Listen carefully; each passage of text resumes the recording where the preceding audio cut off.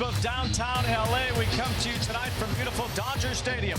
Friday Night Baseball on Apple TV, presented by Verilux lenses from this baseball cathedral. With two great old National League teams, the Chicago Cubs and the Los Angeles Dodgers, set to battle here tonight.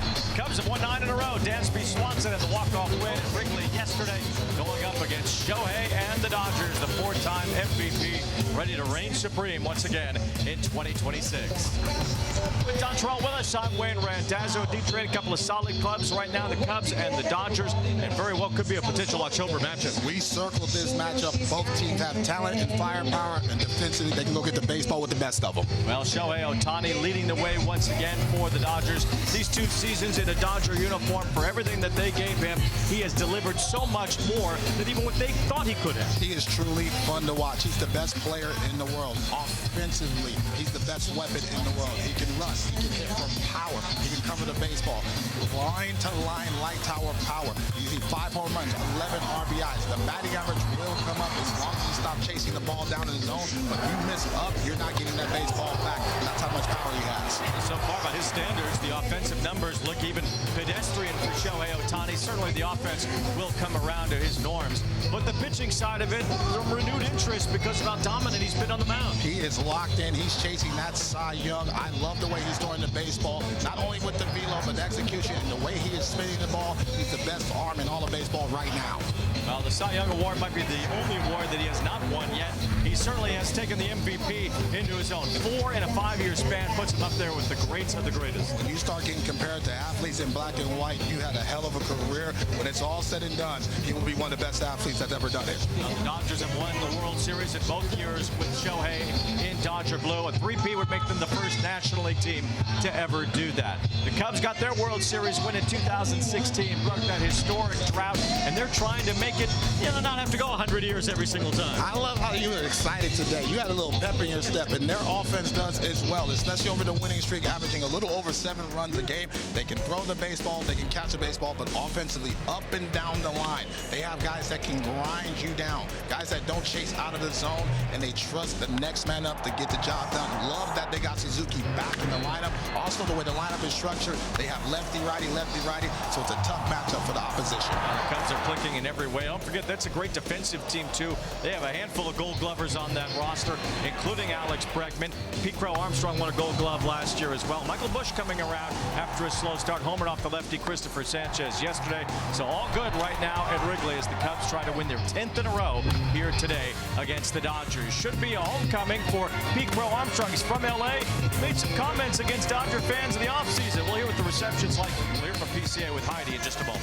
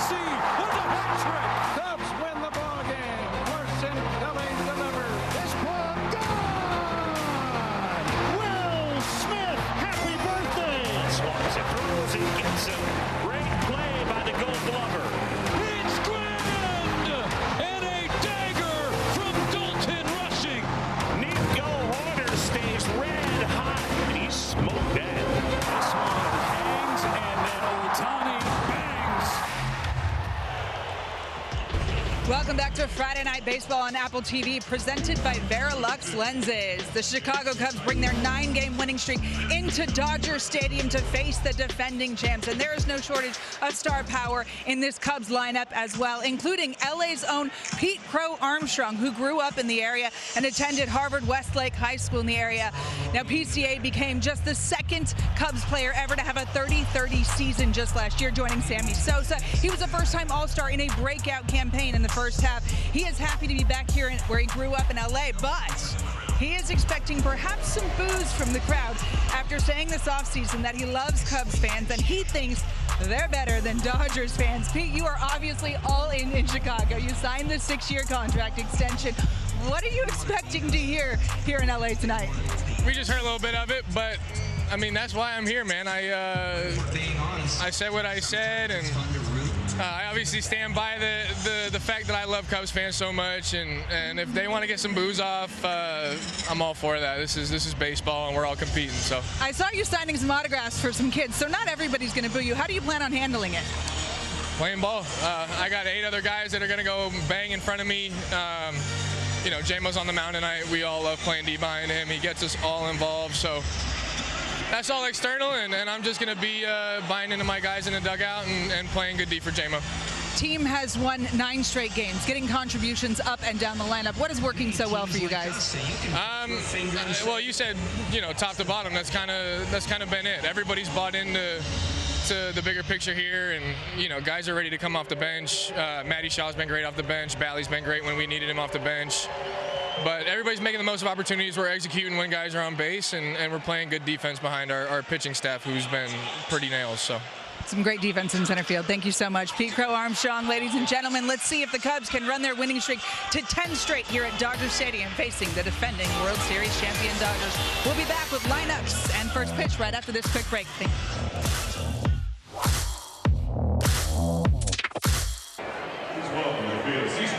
One of the National League Division Series between the Chicago Cubs and the Los Angeles Dodgers. It's gone! A grand slam homer for James Loney.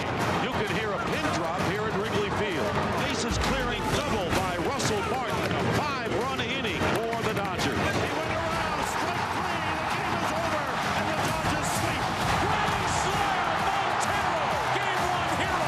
Fastball inside the Contreras. He was ready for it, and he hits a rocket. Anthony Rizzo into the bleachers and right. The Cubs are going to the World Series. It is a walk-off home run for Justin Turner. Kike Hernandez has done it again. His 3rd home run of the game for the first time in 29 years. The Dodgers are headed to the World Series. That was the first real introduction to October Kike back in 2017, that National League Championship Series. We bring you these great shots from our drone cam, brought to you by Goodyear over downtown LA and Dodger Stadium. What a scene it is for this now 3rd oldest ballpark in baseball that opened in 1964. Still looks beautiful, still just feels like baseball when you come here. You know what? You can't ask for a better evening tonight. The crowd is electric. Both sides are trying to downplay this matchup, but it's going to have a postseason feel all night long. Of course, this place is 50 years younger than the 2nd oldest ballpark, which is, of course, Wrigley Field. The Dodgers taking the field here in LA. Max Muncy waiting to do so as he stands by with Heidi Watney. Max, you got 3 multi-homer games in the last 2 weeks. You're tied for the NL lead in home runs. What's behind all the power right now? Just trying to keep things simple. You know, the Friday night game in Denver, it was like 30 degrees, and I joked around that I was too cold to think about anything, and so I kind of took a lesson out of that. Just keep things as simple as possible in the box and just compete. From snow games to injuries, it seems like you guys have had a lot of adversity this year. What's behind that next man up mentality where you guys continue to roll with the 2nd best record in baseball? It's nothing new for us. You know, we go through this every year. It's a long season, and when you play late into the year, you're going to deal with this kind of stuff, and we've learned to deal with it, and you can't make excuses. You know, when your number's called, you got to go out there and compete. Thanks, Max. Thanks. Well, the competition level of this Dodger ball club is really second to none. Back-to-back champions, and Dave Roberts says he believes his team's work ethic is still #1 in all of baseball. Well, he's saying that the hunger is still there, the passion and the work ethic, all keys to being another defending world championship. But the health has been tested, but now you're seeing how deep the Dodgers organization is with their talent. What's the key for this guy, Emmett Sheehan? Roll the ball down in the zone, especially the four-seamer. That's the one thing, especially to the left-handed batters. Lefties are hitting 500 on the four-seam fastball, so you have to be able to get ahead with that four-seam fastball and go to the secondary. We talked about it in the open. The slider is his best pitch. I love the changeup not only to the left-hand batter, but to the right-hander. But this is a very talented Cubs lineup that takes pride on grinding the pitcher down and getting to your bullpen. They score a lot of runs. The Cubs starting lineup is presented by BetMGM, and really their best hitter is their leadoff man, Nico Hoerner. Signed that big contract extension just as the season was getting going. He has delivered already 22 RBIs for Hoerner, 8 multi-hit games. Michael Busch, the former Dodger. Alex Bregman now a Cub batting in the 3-hole today. Ian Happ, Suzuki, Ballesteros. I mean, they've got Pete Crow Armstrong and Dansby Swanson hitting 8th and 9th. Those are two guys. PCA was a 30-30 guy last year. And they're just starting to check in. Once they lock in and start to do damage, man, watch out, especially in the National League Central. Now, Horner had the 4th most RBIs in the National League so far this year. It's been kind of a newfound power for Nico Horner. Craig Counsell says he's just smoother to the plate right now, which is allowing him to pull the ball in the air with a little more authority than what we have seen before from Horner. Before we get started here tonight, Emmett Sheehan is looking into the Dodger dugout, and I'm not sure what he needs, but he needs something to get going here. Yeah, maybe it's the pitch calm.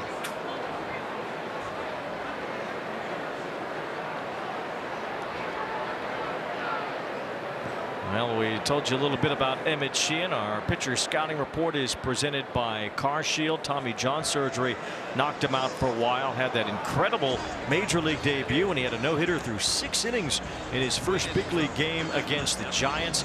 He was really good when he came back last year in the second half of the season. Absolutely, they needed him, and that's why it's audition. Where does he fit into this rotation or the bullpen? You already see some injuries in the bullpen. Blake Snell is now starting to throw the baseball. He should be back soon, so they're going to find out if he's a rotation guy or somebody that's a middle relief guy. Dodgers in the home whites tonight, Cubs in the road grays. This is how it looked in the 1960s when they squared off here for the first time at Dodger Stadium. And it looks that way tonight as Friday Night Baseball is underway with Nico Horner taking ball 1 from Emmett Sheehan. Sheehan was so much in the tree of trust for Dave Roberts last year that he was big for them in the World Series pitching out of the bullpen. Horner hits a ground ball softly toward Kim at short. A quick charge and even quicker throw for the out. See, he's going to get to that slider. I believe Dave Roberts is going to challenge him to go deeper in ball games. He has to get contact early in the count right there. So the Dodger defense, 21 defensive runs saved. Dave Roberts says they work on it every single day. These guys take their defense very seriously. Being a professional on both sides, I love that. And the Cubs do it as well. And so for you to win a championship, you have to catch and throw the ball at a high level. And it's Michael Busch playing first base for the Cubs. First base was blocked by Freddie Freeman, the future Hall of Famer. So the Dodgers traded Busch, got a couple of prospects who are still on the rise in their system. Zaire Hope and Jackson Ferris. And Busch has started to thrive in Chicago at 34 home runs last year as he fouls this one back, and it's 0-2. 90 RBIs last season in 155 games. He finally had a chance to play. Got a chance to meet him when he was a minor leaguer in a Dodger uniform, and he could always hit this blocked in position, and so they love him now at Wrigleyville. No balls and 2 strikes. Busch had 4 home runs in the postseason, 2 for the Cubs last year. Cubs fell just a game short of a rematch with the Dodgers in the National League Championship Series after the 2 squared off in back-to-back years in 2016 and 17. Cubs got knocked out by the Brewers, who were then swept by the Dodgers in an overmatched NLCS. It just misses to Busch, and it's 2-2. And Sheehan is locked in. He's able to land that change up to the arm side. Busch doing a good job of evening the count.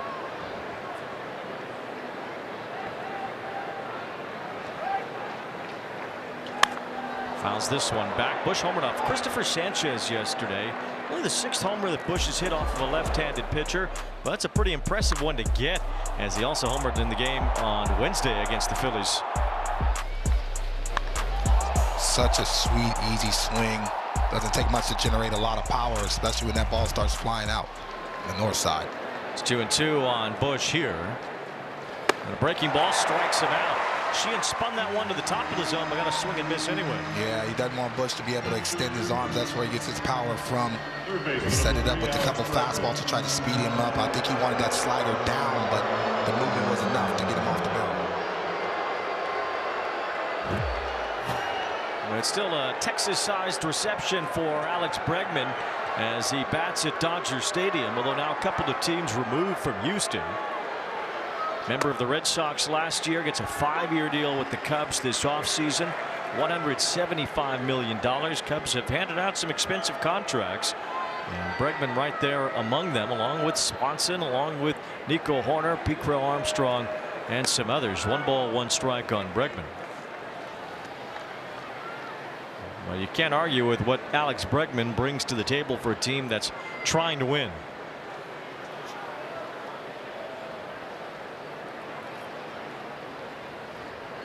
There's that good slider from Emmett Sheehan, 1-2. Talked about that earlier today, especially in the pregame show. That slider, difficult for the right-handed batter to pick up the spin. Also, the velo, you're seeing 95, 96, so the hitter has to honor the fastball and try to cover the slider at the same time. Very difficult to do. Sheehan struck out Michael Busch for the second out of the inning. He's working ahead of Bregman here. Check swing, and Bregman's down, strikes as well. 2 strikeouts and a perfect first for Emmett Sheehan on a beautiful night in Los Angeles.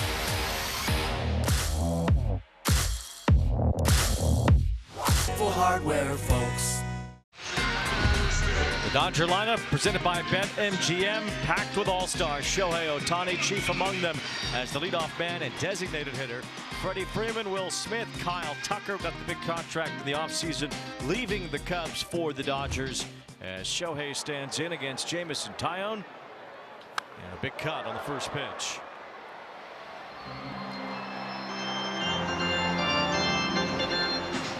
Shohei has not hit much yet at Dodger Stadium so far this year. He's only hit 192 with a couple of runs batted in, both himself on solo homers, as he looks at strike 2 from Taillon. Taillon's velocity I'm watching for. Want to see it more in the mid-range, 92, 93, 95 miles an hour. That sets up that nasty breaking ball, and that split change as well. A veteran pitcher who did well for the Cubs last year. It was important for them down the stretch. As Ohtani takes ball 1. See that changeup right there, Wayne, right off tunneling that fastball, trying to get Shohei to roll over to the right side of the diamond. You expect Shohei on the top or near the top of any home run category. Leadoff homers, he's number 1 since the beginning of last year, and he has a 2-2 count here against Taillon. Excellent take by Shohei Ohtani. They're going to attack him down in the zone.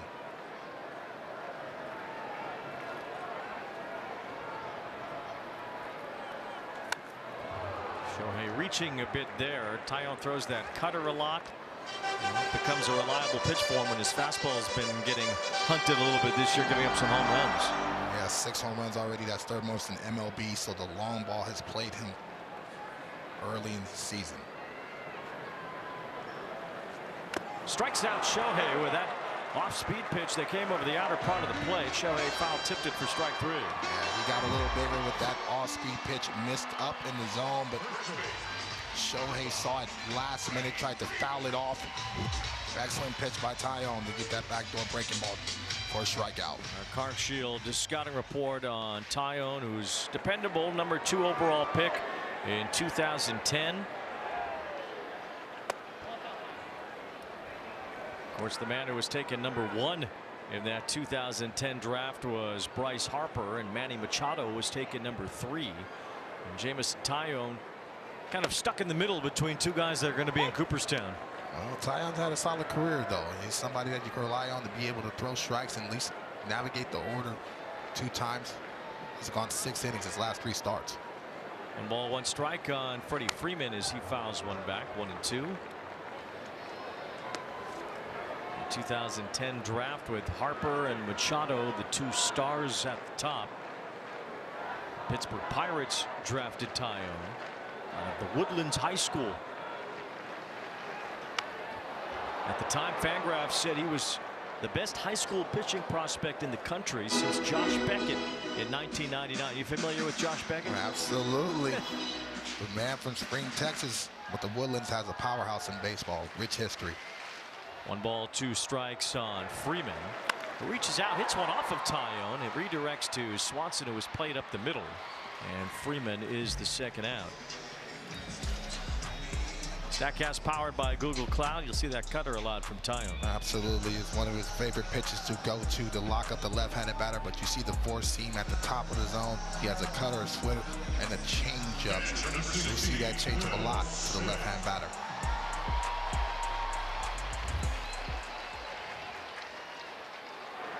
Two out, nobody on for Will Smith as he looks at a strike. If there was any other catcher here but Will Smith. You think the Dodgers might have a somewhat of a catching controversy with the way Dalton Rushing has swung the bat to start the year.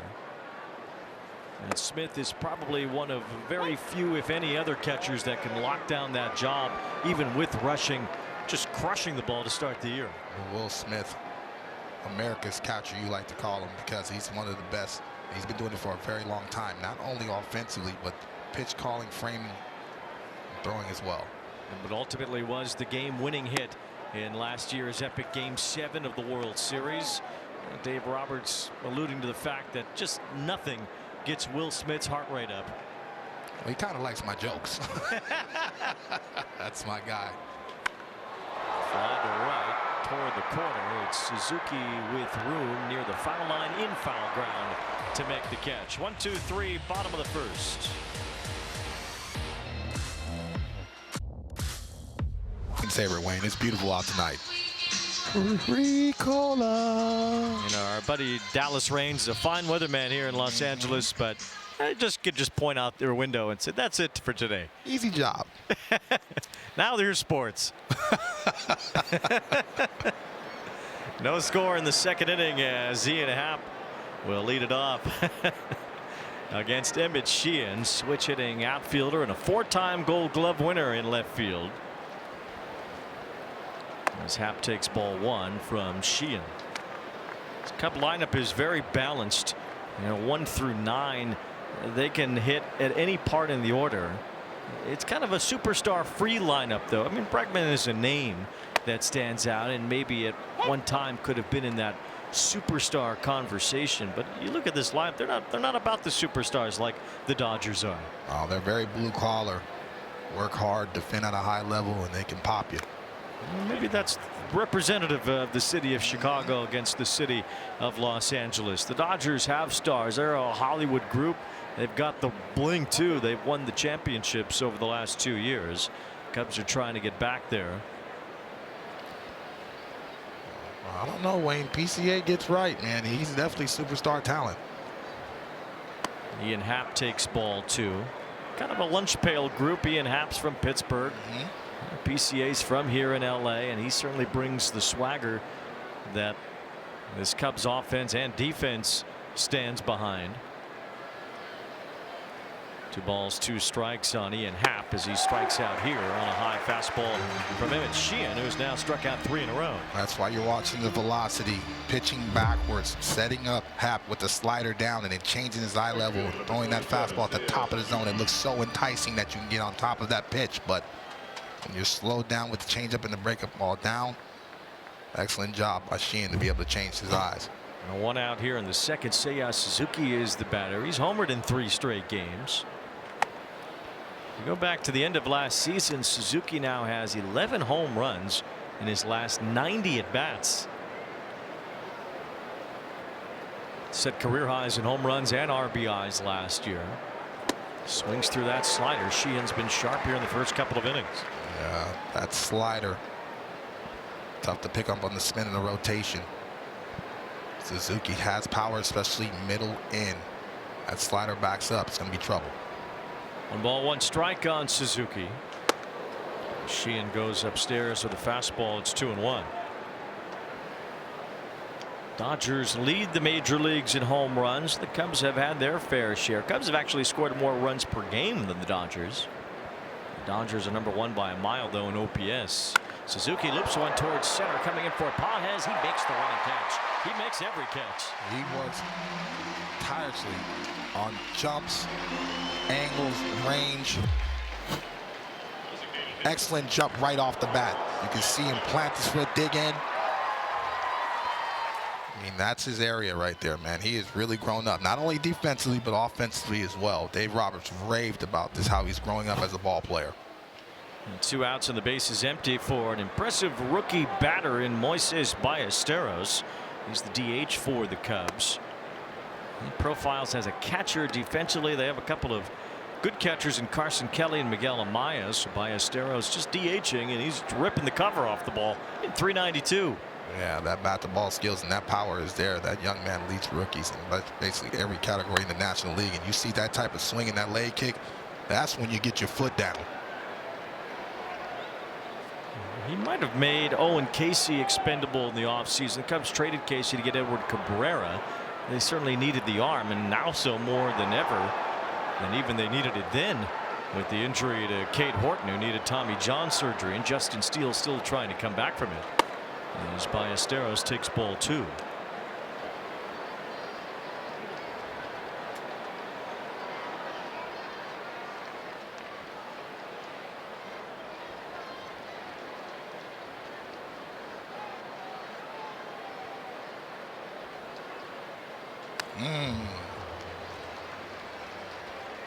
Two balls, 2 strikes on Ballesteros. Played in 20 major league games last year.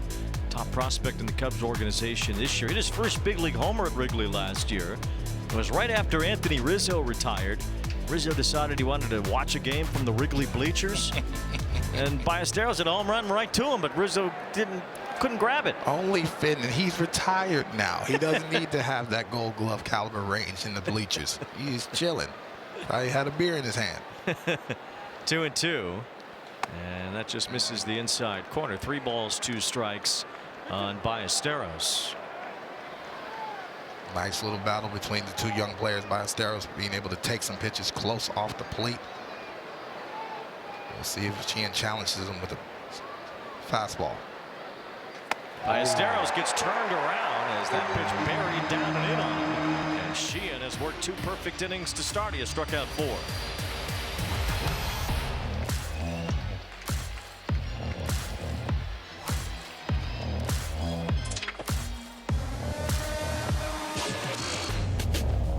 About Verilux XR series, and find your local Essilor expert today at Essilor.com, and in part by GovX, savings for those who serve. Home half of the second, and it's Kyle Tucker leading off against his former team. Tucker, a Cub for a year, was very good for them in the first half. Then some injuries popped up in the second half. He didn't hit very much, only 5 home runs over the final 3 months of last season. Still got a ridiculously large contract from the Dodgers, and has been off to a fairly cool start to his time in a Dodger uniform. Dave Roberts moved him from the 2-hole down in the lineup, but he's somebody that does everything very well, runs the bases and hits very well as well. Well, the talent is certainly superb for Tucker. 3 balls and no strikes. A world champion with the Astros in 2022, won a World Series with Bregman there. Essentially, Bregman used in some ways to replace Tucker in Chicago, as Tucker draws a 4-pitch walk, and this is the first base runner of the game.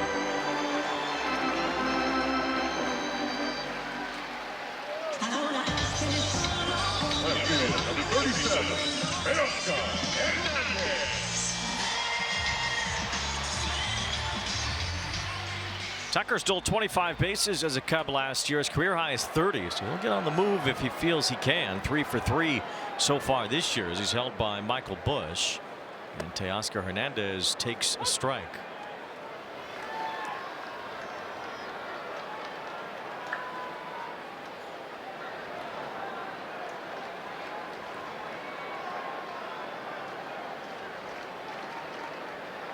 Swing and a miss by Hernandez, and it's 0-2. You know, we talked about Shohei being a Dodger for 2 years and winning 2 championships. Well, so is Teoscar Hernandez. He's played a big role in that. 2-time champion, 2-time All-Star, Silver Slugger. He can do it all, especially with the slider in the strike zone. He does a lot of damage with that. He fouls this one off at home plate, and it's still 0-2. Hernandez has homered in each of his last 5 playoff series. That includes all 4 postseason series the Dodgers participated in last year. I'll tell you what, the joy he played with the first year in the Dodger uniform, and there was some talk about maybe he would go on the free agent market, but he wanted to stay here, and he was rewarded. Swings and misses here for strike 3 as Taillon puts him away. Just critical for strike 1 for James. Once he got ahead, especially with that slider, went at that fastball and then went right back with that pitch.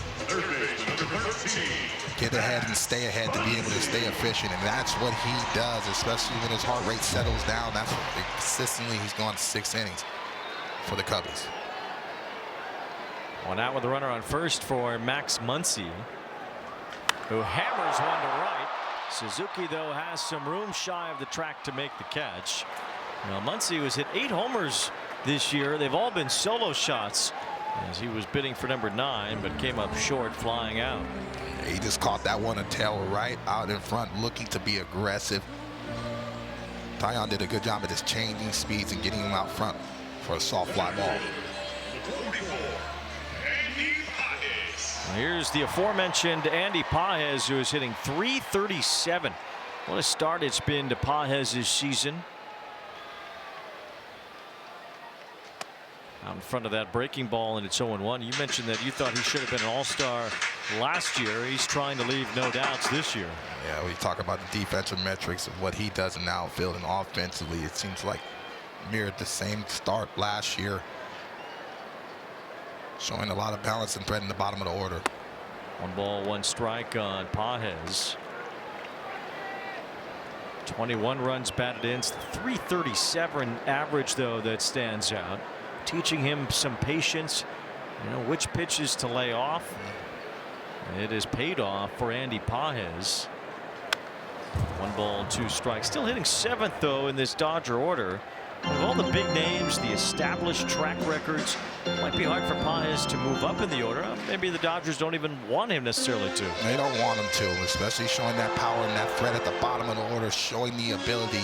You need the bottom of the order to be successful to turn over the lineup to Shohei Ohtani. You want him hitting at least 4 to 5 times a ball game. If you do that, more often than not, you're going to win it. Well, there's no questioning how good the Dodgers have been from the bottom of their order. By far and away the best in baseball. A check swing roller, Taillon grabs that and works around the leadoff walk to Kyle Tucker.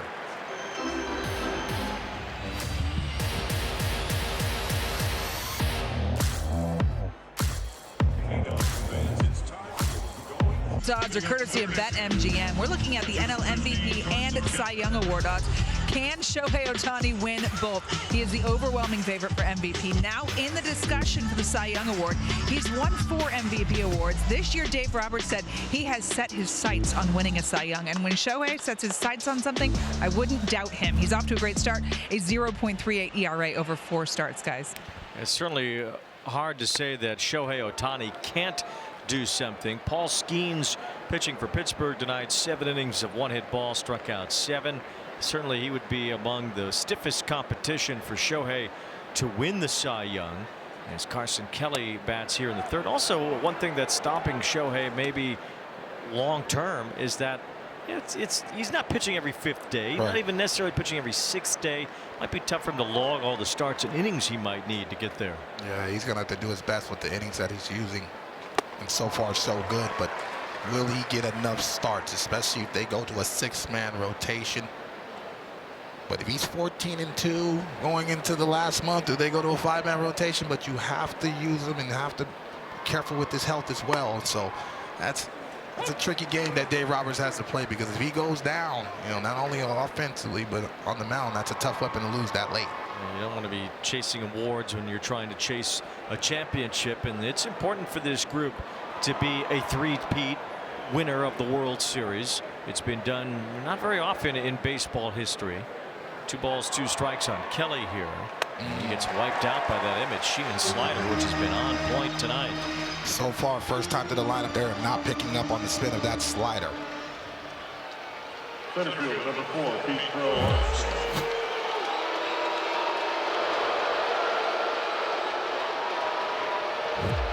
One out here in the 3rd, and Pete Crow Armstrong is hearing it from his hometown. As expected. He's hearing it even louder as Sheehan gets him to swing and miss on the first pitch. Crow Armstrong dissed Dodger fans a little bit, talking about the passion of the Chicago baseball fans as he turns on one into his own dugout there. Hopefully everybody is all right. No balls, 2 strikes on Crow Armstrong. Scattered. Well, like Bregman had a little scare there. I know the feeling, Alex.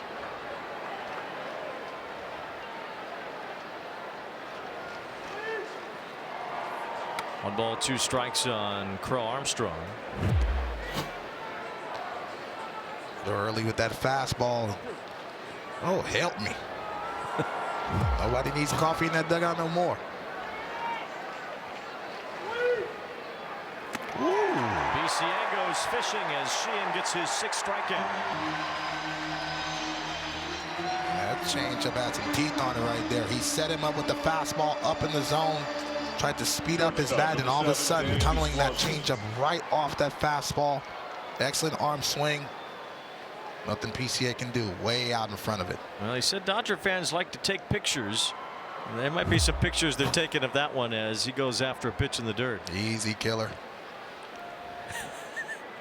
2 outs, and Dansby Swanson takes ball 1. Now, this Cub lineup had only been retired in order once in the last 28 innings.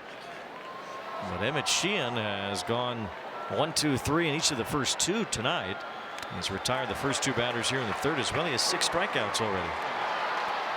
Yeah, he's already showing the ability to be able to spin that baseball. Talking to Dave Roberts, he says he wants to see more of the off speed the first time through.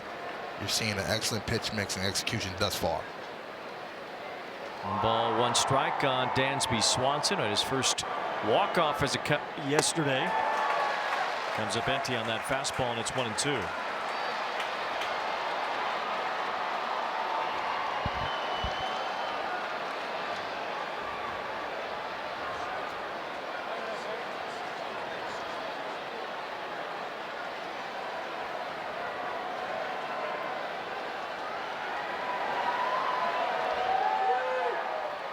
Swanson gets a piece of that and fouls it off.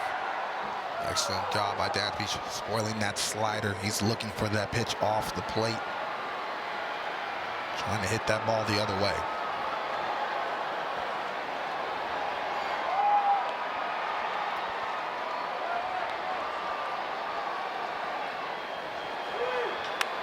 This one lifted toward the right field corner, slicing toward the seats. Tucker's on the move and won't get there. Still 1 ball, 2 strikes on Swanson. Haven't seen Sheehan throw a fastball inner half to the right-handed batter just yet. And so right now Dansby's looking out over the plate, trying to hit something the other way. So we'll see if he tries to stand him up with the fastball up in the zone. Swanson's hit over 20 homers in 4 of the last 5 years. Already has 5 this year. So he takes ball 2. 2 balls and 2 strikes. Drawn more walks so far this year, trying to at least bump up that on-base percentage. He'll rely on his power to carry his OPS along with some extra bases on balls this season. He's a stellar defensive shortstop, but he strikes out as well. And Emmett Sheehan in 3 innings tonight has already established a new season high in strikeouts. That's 7 while he's retired the first 9.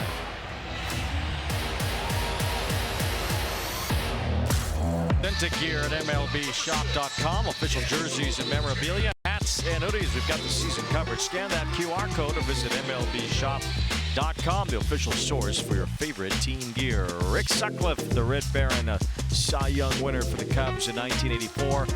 Greg Maddux had some Cy Youngs along the way as well. The Cubs and the Dodgers here at Dodger Stadium. There's a former player of both the Cubs and the Dodgers in the Dodger radio booth tonight, as he has been for many, many years now. As Sung Kim leading off here in the bottom of the 3rd. Rick Monday was a Chicago Cub and then later a Dodger. And tomorrow is the 50th anniversary of the day that Rick Monday saved the flag here at Dodger Stadium in a Cubs-Dodgers game. It was on April 25th, 1976. A couple of guys were on the field. Rick Monday said he was already upset that some fans were interrupting the play. As Ken lines one towards center and has the first hit of this game. And then it looked like those fans intended to burn the American flag, and in came Rick Monday to save the day. Love talking to Rick this about baseball, about life. He is a legend in the booth, and the passion that he has for this game is unmatched. Served 6 years in the United States Marine Corps, Rick Monday, so He said he was extra upset once he saw what the fans were intending to do with the American flag as they posted a note on the video board. Well, it's a video board now. It wasn't then. It was a scoreboard at Dodger Stadium that said, "Rick Monday, you made a great play." And he did that in a Cubs uniform. And he was a Dodger the very next year. The Cubs traded Rick Monday to the Dodgers to get Bill Buckner, who ended up having some really good years in a Cubs uniform. 1 ball, 1 strike on Alex Freeland, the number 9 batter. Freeland coming up from the minor league system and won a job on a spring training. Actually won a job over Kim to begin the season on the Dodger roster. 2 balls and 1 strike, and both men are getting some extra playing time while Mookie Betts is in. Very important, especially when you want to get your bench guys some looks, some high quality games, and they understand the situation. They play with a lot of hunger and a lot of fire.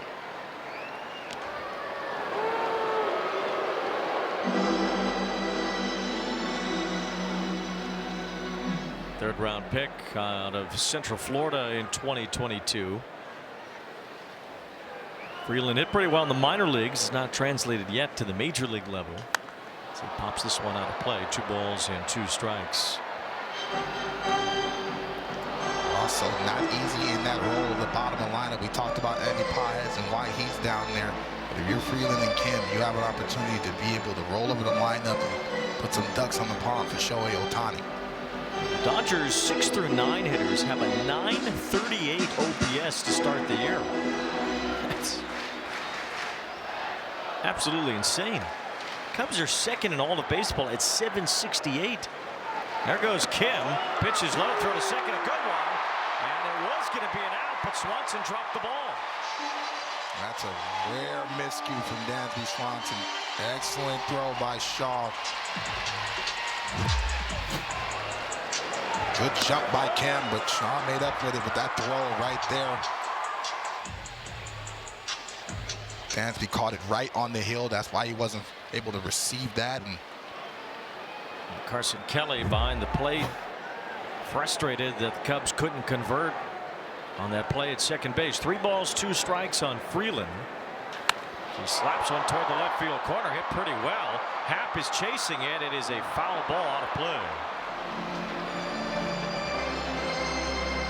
Short wall in the corners here. You never know what's going to happen. yeah, especially the way that Happ hustles. You've seen him play after play at Wrigley Field go right into that ivy with no regard. I think when a Cubs outfielder is on the road, this is a chance for them to rob some home runs. You can't do that at Wrigley Field. Yeah, that brick don't give. 3 balls, 2 strikes on Freeland with Kim now in scoring position. And it's ball 4, so the bottom of the order for the Dodgers does set the table for Shohei.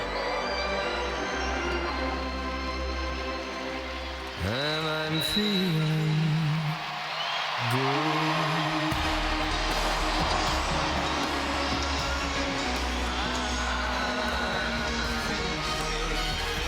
Number 17, Shohei Ohtani. Well, you can find Michael Bublé and all your favorites on Apple Music. But I'd be feeling pretty good too if I was Shohei. Never have a bad day. You hear me? He reached for that, and it's 0-1. See, they don't attack him down in the zone. Shohei gets aggressive in these situations where he can do damage. And excellent pitch by Taillon with that changeup. Set everything up. Seems like any time you come into this ballpark in 2024, 2025, Shohei was going to crush one. He has not done that yet at home this year. A chance to give the Dodgers the lead here in the 3rd against Jameson Taillon. 1st and 2nd, nobody out. Taillon got in his hands and forced a foul. It's 0-2. But you know when Shohei gets on a heater, man, he's the best player in the world. I mean, he can hit a lot of home runs in bunches. So I don't think there's any really concern with Dave Roberts and company offensively. No balls, 2 strikes. Shohei lays off of that one, and it's 1-2.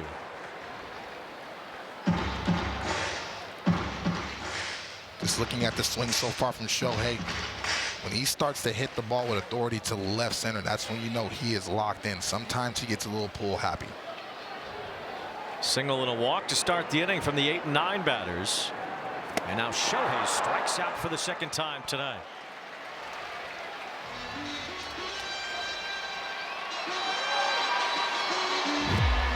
Number 5. Excellent split change, and it's so enticing to charge at that baseball. You just got rushed with the fastball, so now all of a sudden you feel like you got to get that swing going a little bit. Change up, fastball, change up. Excellent sequence. Brings up Freddie Freeman with runners on first and second. It's all about sequencing for a guy like Jameson Taillon. Well, he's not a soft tosser, but in this day and age, he's not one of those 95-plus guys either. Oh, it's a below-average fastball, and my fastball was a below average submarine fastball. But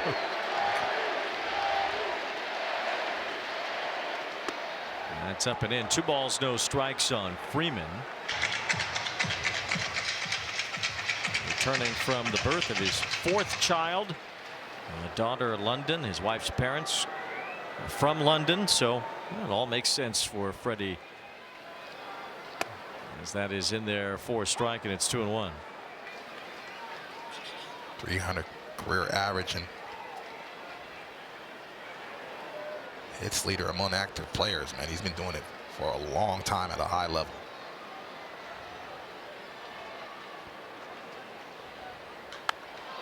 Fouls this one away, and it's 2 balls and 2 strikes on Freeman. See those active hit leaders, 2,500 just around the corner for Freeman. Jose Altuve could get there this year as well. And then you start thinking more seriously about the road to 3,000.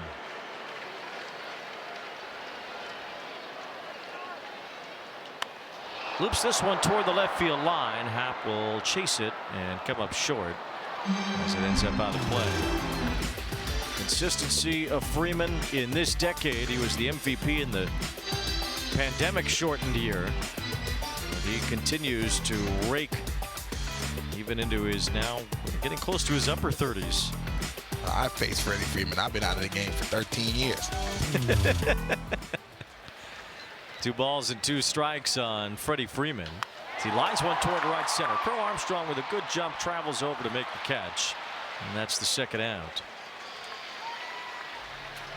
PCA making that look easy. And you talk about how athletic this outfield is, man. You really have to get that baseball down, because between Happ, PCA, those guys have excellent range, excellent jumps off the bat as well. 5 Gold Glovers in the field for the Cubs. That gold sprinkled all over there. You can't see that. Will Smith bats with 2 outs. Bregman, Swanson, Horner, Crow Armstrong, and Happ have all been Gold Glove winners.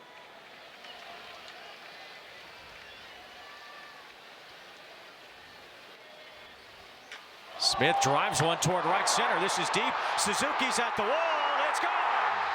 Will Smith to the opposite field. A 3-run shot. And some 2-out scoring has given the Dodgers the lead.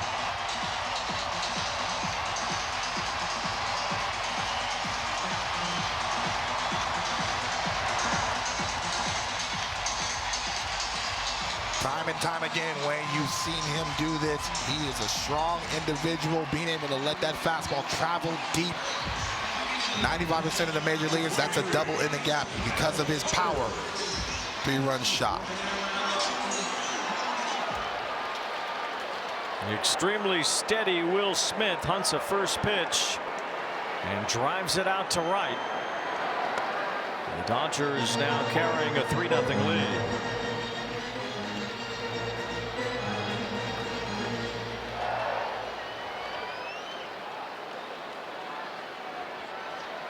Seventh homer given up by Taillon, and now Tucker hits one deep to right. That's near the wall. Suzuki reaches in, and he makes the catch at the top of the wall.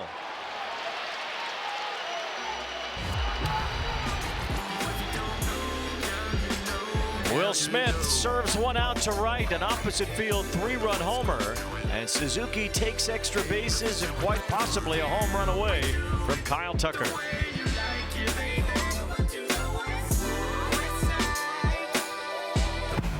It's time for a Sage manager interview here with Dave Roberts. Emmett Sheehan, you told him you wanted him to pitch deeper in the game. Did you also tell him to strike out 7 over 3 innings? I didn't have that on my bingo card, but you can see tonight he's really focused. The tempo's good, the slider's good tonight, the fastball characteristics of velocity is good, the command's good, so he's got his entire pitch mix tonight. Shohei Ohtani, 2 strikeouts tonight. They seem to be attacking him low in the zone. What are you seeing from him? Yeah, you know what, and I think that James has made a couple good pitches with the changeup early. That first pitch of the game, he just missed it. Good fastball. The intent is to try to get him up, but yeah, he got him to chase a couple times. So if we can get him up a little bit in the zone and not miss his pitches, then good things are going to happen. Thanks, Dave. All right, you got it. Nico Hoerner lines out to Teoscar Hernandez to begin the 4th inning, as Emmett Sheehan has set down the first 10 in a row. Yeah, that slider mix is there, but the fastball life and conviction sets that pitch up as well, and so not giving the Cubs hitters a lot of pitches to eliminate per at bat, and so. But his mound presence is there. I love what Dave Roberts said about it. He looks like he's really focused thus far. Michael Busch swings and misses, and it's 0-1. Busch was the first strikeout victim. Sheehan, a 6th-round pick out of Boston College, though he wasn't really scouted that heavily in high school or college. Kind of went to work on himself, read a lot of self-help books, motivational videos. He looked at YouTube video breakdowns of pitchers to learn how to have his delivery be more smooth and throw his pitches with more conviction. He just kind of was self-made in that regard. Busch lines one toward the right field corner as that gets down. The first Cubs hit tonight comes from the former Dodger Busch, and it's an automatic double with 1 out. He finally got on top of one. Michael Busch has had a ton of success against his former team. Keeps the line moving with line drive double. This is a 4-seamer at the top of the zone, something he got him to swing through last at bat as well.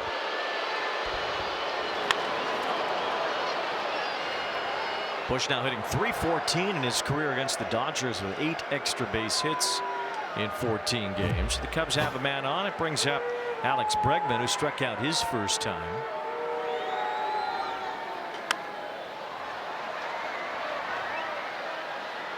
No balls and 1 strike. Emmett Sheehan came up big for the Dodgers last year in Game 3 of the World Series, as he worked a few innings out of the bullpen in that. Well, you don't need everybody in an 18-inning game. There's Will Klein came up big. But Emmett Sheehan was the first man used in extra innings. You want to talk about all hands on deck. Dave Roberts said, "Can I pitch?" Well, and then again in Game 7, he came out of the bullpen, worked a scoreless 7th inning, gave up a leadoff double in the 8th inning to Ernie Clement before Blake Snell entered out of the bullpen. It was really an amazing thing to see as the Dodgers took that World Series away from Toronto. As Bregman takes ball 1, and Dave Roberts said it too. Just the ability for guys to enter in spots they weren't necessarily familiar with and just do whatever it took to help the team.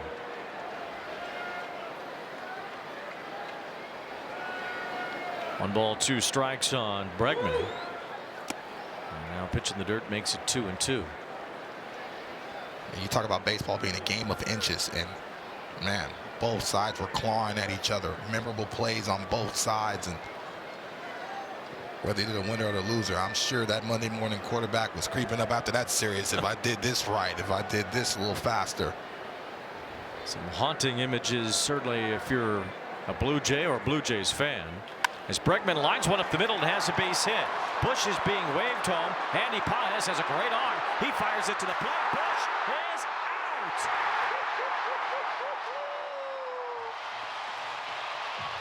We talked about it, Wayne.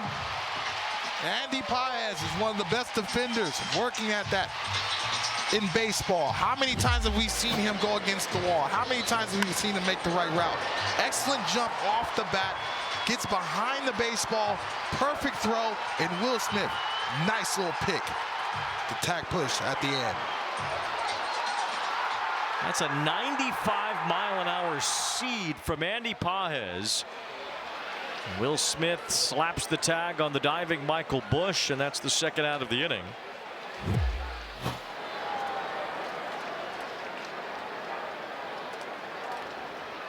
You know, down by 3, why would you test that guy?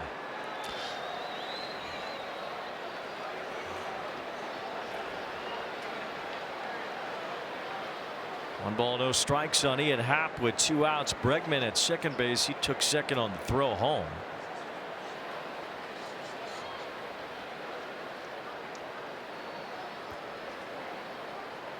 Well, this is an Andy Paz's first rodeo wrangling a base runner. He has an incredible arm, and it's accurate too. No, it's not. And again, you know, the jump off the bat, because that's everything. Getting downhill. He was behind that throw, so you knew that throw was going to be on the money. An excellent job by Will Smith. But you're also seeing the Cubs hitters this second time around start to have better quality of bat, starting to eliminate and really look for that slider. So Sheehan's going to have to make an adjustment and really trust his fastball, mixing his changeup. It's the first outfield assist for Andy Pages this year, but he had 10 last year, including 7 from center field.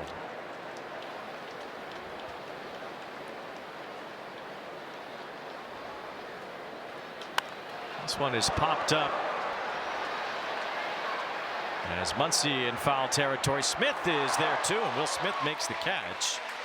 And a little bit of contact between the two, but Smith has it. Muncy says that's good enough for me, and that's the end of the inning. Cubs almost got one, but Andy Pages had other ideas. What a throw! Michael Busch cut down as the Cubs come up empty in the 4th.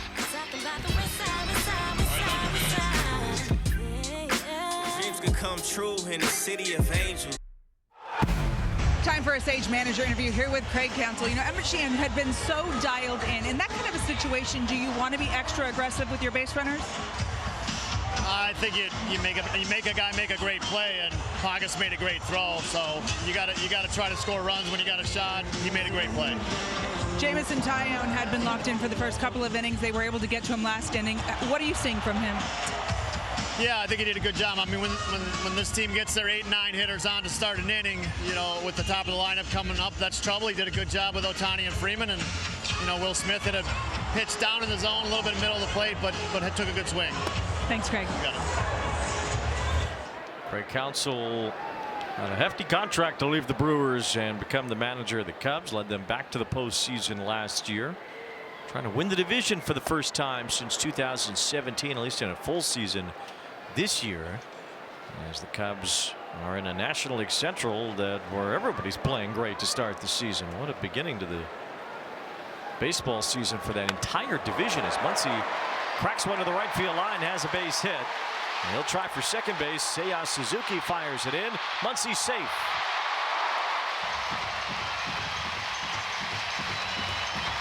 One out double for Max Muncy, who was involved in this pop-up to end the top of the 4th. And Will Smith eventually caught it. See Alex Bregman coming down the line, kind of deked the fielders, or tried to at least, to make them think that there was going to be some contact there. But I don't think Smith ever saw Bregman anyway. Muncy caused more havoc than Bregman did. Yeah, I think Max Muncy felt Will Smith more than he felt Alex Bregman, especially when that ball was coming down. Muncy at second base, and here's Pages, who bounced out to the pitcher his first time as he takes a strike. Andy Pages hitting .450 off non-fastball pitches. And .337 overall. So fouls one away, and it's 0-2. Looking at the National League Central entering today, the Brewers are last, and they're 2 games over 500. They're 13-11. That will be a gauntlet in the Central. A lot of big-time baseball, a lot of games, a lot of different ways that teams can win. You're looking at the Reds that don't score much, but they're winning ball games. The Cubs score a lot. They're winning ball games as well. Pirates pitching, their rotation. It's going to be fun in the Central. Yeah, it seems like, and the Cardinals may be ahead of schedule with some of their young players performing well to start the year as Pages pops out. 2 down here in the 4th inning. Well, I know you're a big Cubs fan, and when Wrigley gets rocking and that weather starts to turn, man, that is one of the most daunting plays to win ball games for opponents. Especially when that beer snake come out. Oh, here we go. Supposed to have a home field advantage, you know. I love the Cubbies, man. They gave a young left-hander from Alameda, California, a chance in the 8th round. Forever indebted to that organization. 1 ball, no strikes on Ha-Seong Kim. He had a base hit and a run scored his first time. He started the Dodger 3rd inning rally when he singled to center, stole second base, and scored on Will Smith's home run.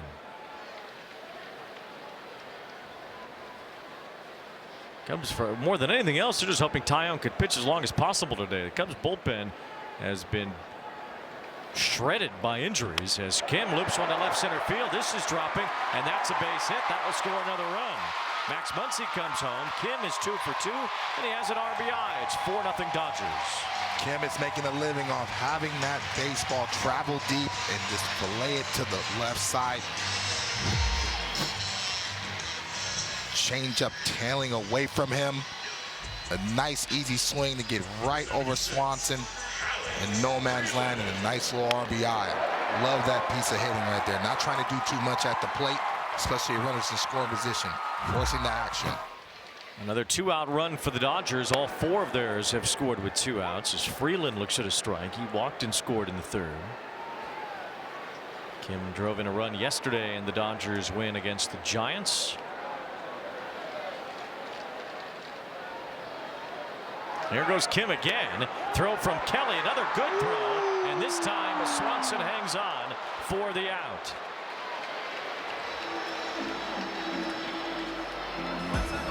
RBI for Ha-Seong Kim. A 4-0 lead for Emmett Sheehan to work with. He's been solid in the first 4 innings tonight. Southern California, the place that raised me, and you know I'll ever lay in LA loves me. We from Los Angeles, home of the Giants. Top of the 4th, Connor Norby launches this one, a 3-run shot. That's his 3rd homer of the season. Gives the Marlins an 8-0 lead in the bottom of the 4th. Wayne? Well, that'll put a smile on Dodger fans' faces, especially after this week. We saw some of the old rivalry come back again. Got spicy up there in the north. It's the 5th inning here at Dodger Stadium, where LA leads 4-0 against the Cubs. Seiya Suzuki looks at a strike. Cubs have 2 hits and a man thrown out at home. Michael Busch was thrown out at the plate by Andy Pages in the top of the 4th. 1 ball, 1 strike on Suzuki. So far, Sheehan's done a good job, and really Will Smith's done a good job of mixing pitches, game calling, staying away from the inner half. Some of these Cubs hitters' power.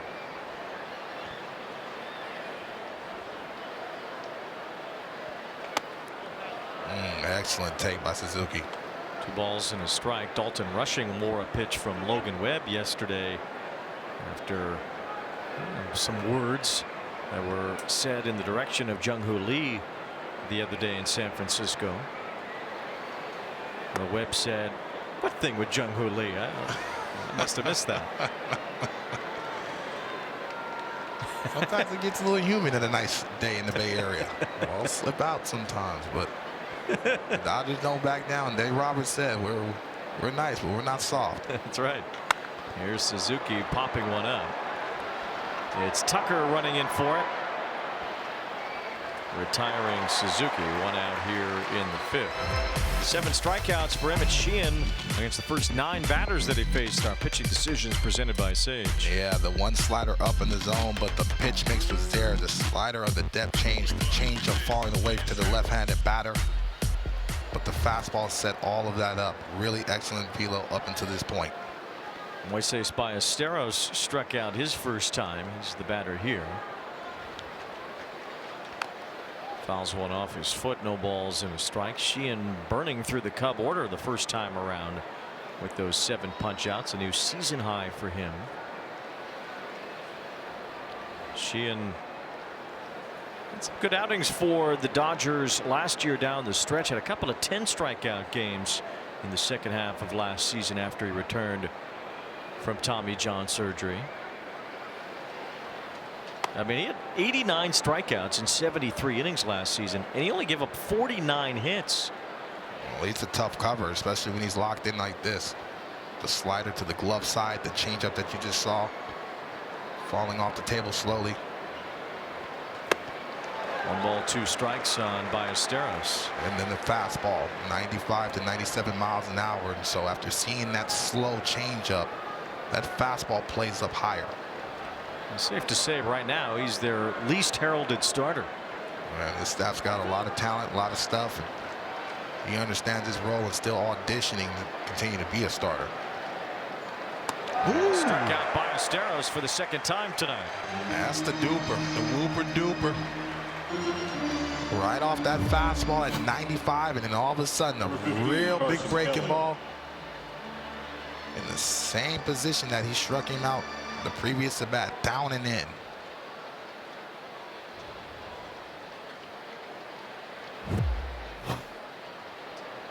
So 2 away, and the batter Carson Kelly struck out his first time, and there's another breaking ball. That one misses, ball 1.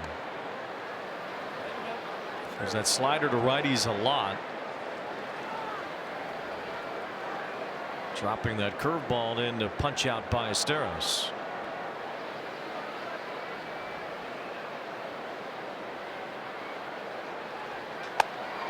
That's a strike on the swing. 1 ball, 1 strike on Kelly, who's off to a good start again. Inning 328, had a tremendous April last year at 8 home runs the first month of last season. So some guys don't get off to good starts. Some guys get off to incredible starts, and Kelly has the last couple of years.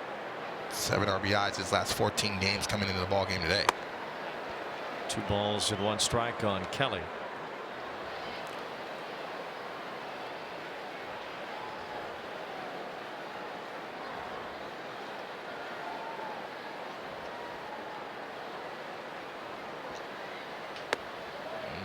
Kelly doing a good job of getting himself a hitter-friendly count.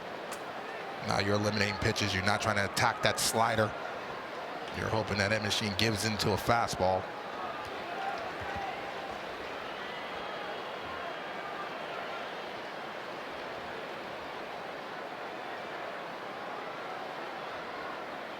It's right in there, and it's 3-2. So Kelly was taken all the way there. Yeah, he was taken all the way.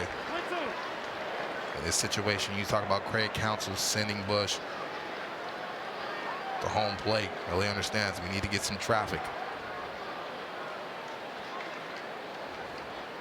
It's upstairs, so Kelly does draw the walk. That's the first one issued by Sheehan.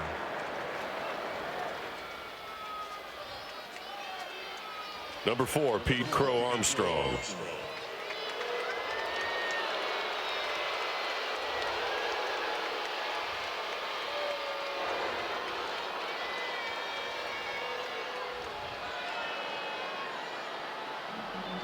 Will Smith goes out to the mound to talk to Sheehan as Pete Crow Armstrong stands in.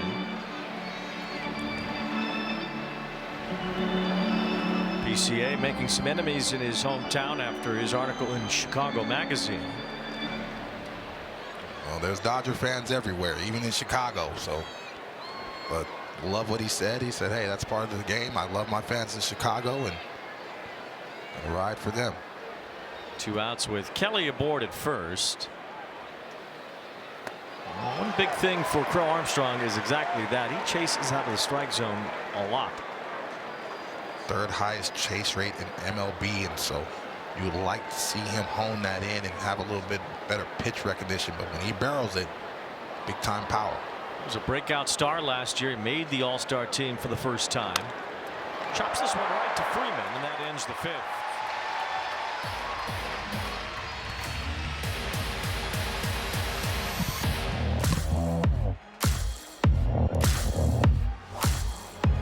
You don't miss any of the drama and thrilling wheel-to-wheel action. Watch it all live May 1st through May 3rd on Apple TV, the new U.S. home of Formula One. Wayne, we going to that one in Vegas, baby. Let's go. Finest suits. I can't wait. We in the building. That we are. That building tonight is Dodger Stadium as Alex Freeland takes ball 1. Shohei Ohtani bats next, and then Freddie Freeman. Freeland had a walk and a run scored in the 3rd inning. Dodgers put up 3 on a home run by Will Smith. Added a run in the 4th inning. There's a fly ball to left center field from Freeland as Ian Happ has that one away. Shohei Ohtani has struck out twice tonight. He'll be the batter here. Yeah, they've done a good job of attacking him with the changeup and really with the off speed. That's a slider up in the zone. When he's locked in, he barrels that, and it's excellent changeup by Taillon. Fastball. Right before that, the speed is bad up. Look, Craig Counsell kind of stepping in it this week with regard to talking about the rules that apply to Shohei's two-way greatness as he bounces one into the Cub dugout. Counsell saying that basically it's inequitable that the Dodgers are afforded another pitcher based on Shohei's two-way status. They essentially have 14 pitchers, while the rest of the league has to operate with 13. He said it would be different if Shohei counted only as one of the 13 pitchers and you were allowed another bench player. But essentially Shohei is counted as one of the 13 batters. Meanwhile, the Dodgers get 13 pitchers plus one. It's all in the confines of the rules. I think he's just answering a question of generalization, not towards the Dodgers or Shohei per se. No balls and 2 strikes on Ohtani as he takes upstairs, and it's 1-2.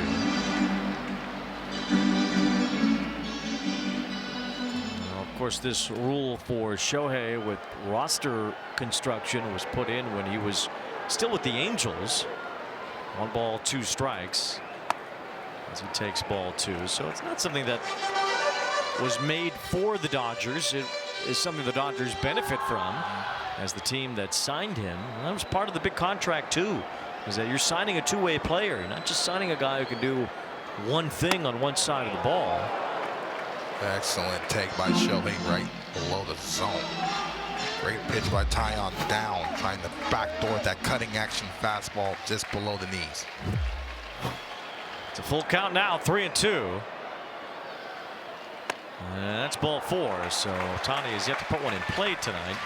2 strikeouts and now a walk as we send it downstairs to Heidi. Well, I asked Craig Counsell today if Shohei Ohtani was on his team, would he feel the same way about the rule? And he thought about it for a second and he said, yeah, you know what? I think I would. Having the extra pitcher is such an advantage for a team that it really should count. If he can pitch, if he's in your starting rotation, he needs to count as one of the 13 active pitchers on the roster. And the other rule that Ohtani can stay in the game as a DH, even if after he's left as a pitcher, that rule says that the player is considered 2 separate people, starting pitcher and DH. Counsell said he doesn't have as much of a problem with that one, though. Wayne? Well, the simple rules of Craig. As the Cubs manager walked us through it earlier today. Do you see where he's coming from? I do, but I don't think it'd be as loud if Shohei Ohtani was a Cub. And that's okay. You know, you're going to try to find a competitive edge within the bounds of the rules. Freeman swings through that. 2 balls and 1 strike. The end. That's what it is. You know what I mean? Like it's the rules, and so it's not easy to be able to develop or land a player of Shohei's caliber.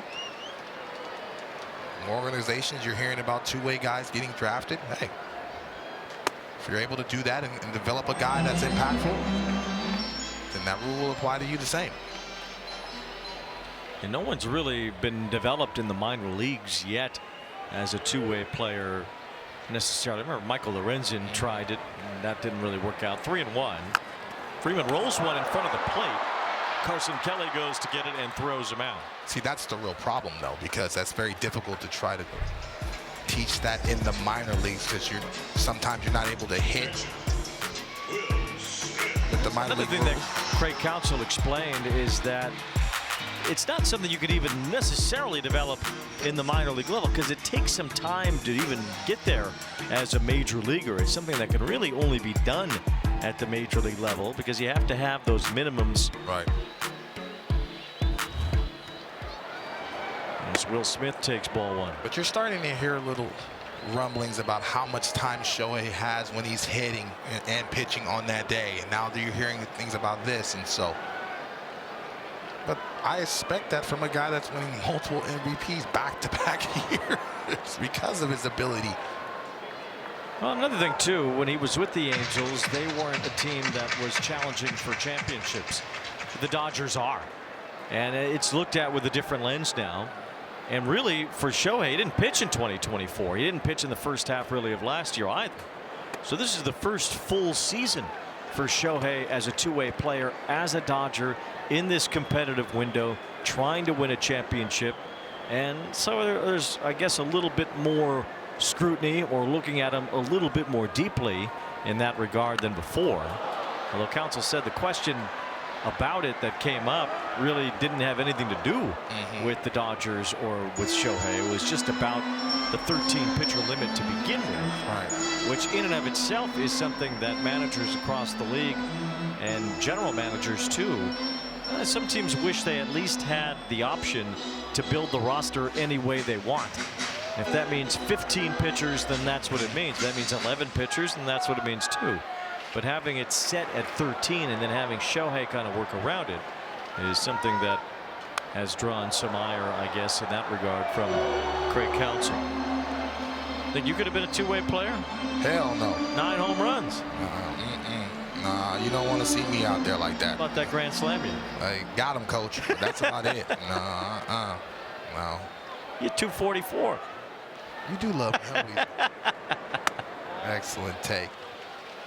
It's truly impressive what he does at the level that he does it. But very difficult. I agree with Craig Counsell in the minor leagues to be able to develop and teach that. And then reach the limits that you have to reach when you get to the majors. 3-2, and Will Smith takes strike 3 called to end the inning.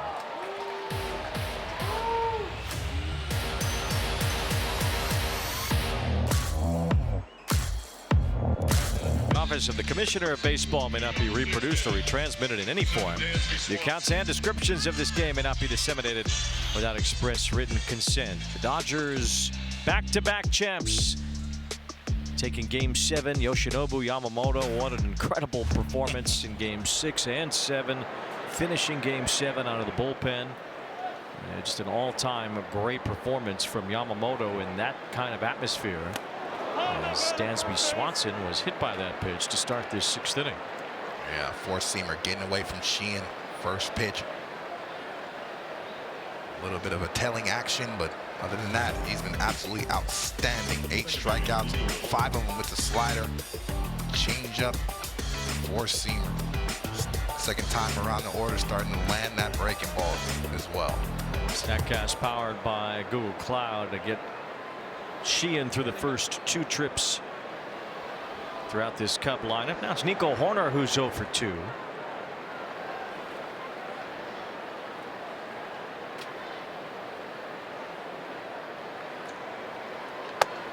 Strike 1 to Hoerner at the knees. $140 million for Nico Hoerner.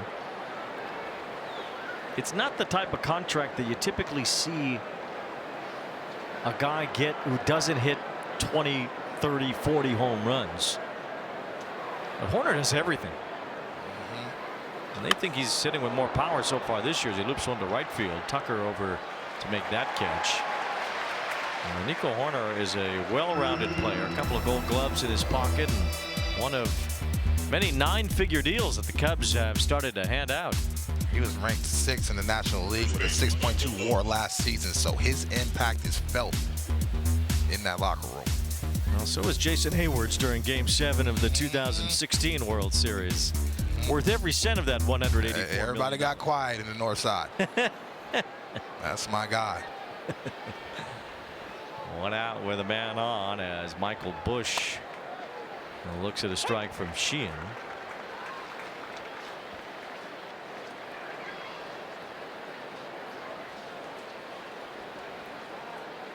Michael Busch is a real weapon.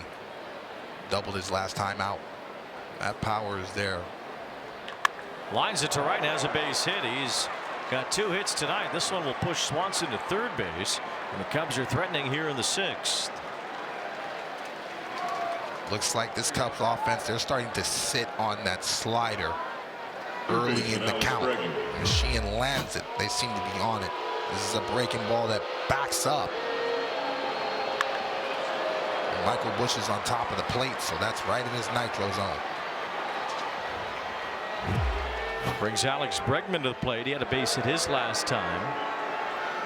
And Michael Busch was thrown out at home by Andy Pages.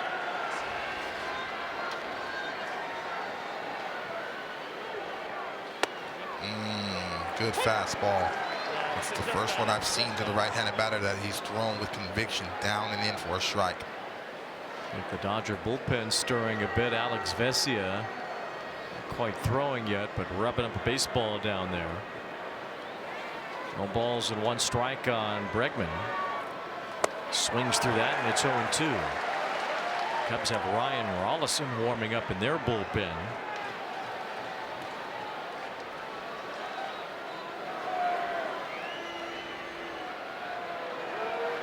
Runners on the corners. Cubs trying to battle back here, down 4-0.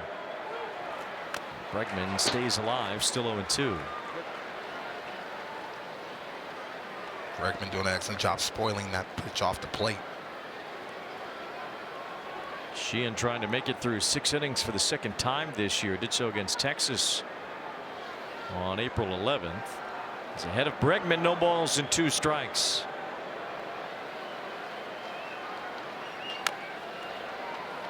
Tapper foul, keeps it 0-2.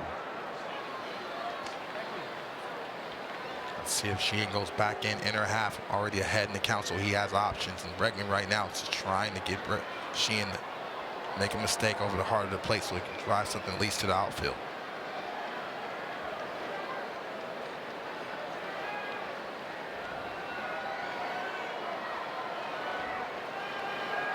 Swing and a miss, strike 3. It was a tight slider from Sheehan, earning his 9th strikeout tonight. And it looked like Bregman was looking for that. Just the depth change got Bregman to swing through that. So Emmett Sheehan continues to keep the Cubs off the scoreboard. 2 outs in the inning, and it's Ian Happ. And the Cubs during this outburst winning 9 straight games, scoring 66 runs in those 9 games.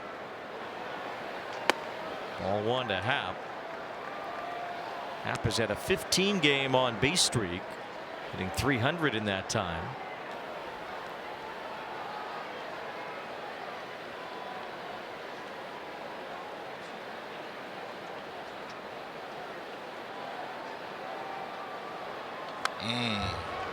Happ had a good cut. 1 ball, 1 strike. Ian Happ's next home run would tie him with Alfonso Soriano for the 12th most in Cubs history. Yeah, this is a 4-seam up in the zone, but because it has that action, it looks like it's rising in the zone. Happ getting just under it.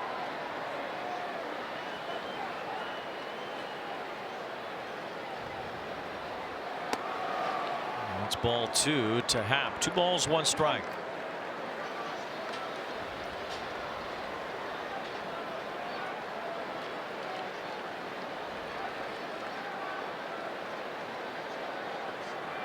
Happ looks like he's looking for something out over the plate. He drives it, but fouls out in front just a bit. 2 balls, 2 strikes now on Happ. Next pitch will be number 90 for Sheehan tonight. Vesia getting ready in the Dodger bullpen. The 2nd time Sheehan has thrown this many pitches in a game so far this year.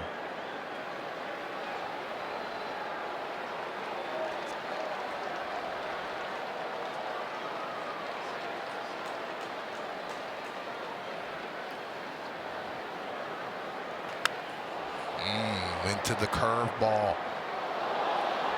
Trying to slow Happ down. Happ turned around a slider. Now he went to the bigger breaking ball to try to get under that swing path.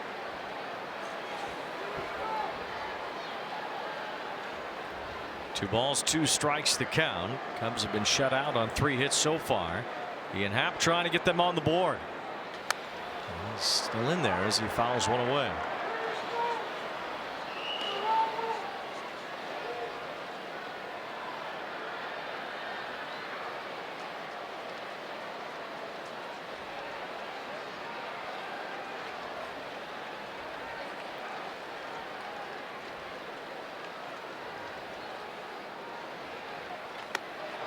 That just missed, but Will Smith wants to look at it. That looks pretty good out of the hand.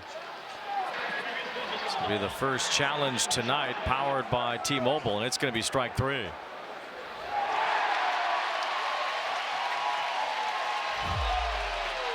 Ten strikeouts and 6 scoreless innings for Emmett Sheehan tonight. We'll have a guest in the booth in the bottom of the 6th. Noted Cub fan Nick Offerman will join us here at Dodger Stadium.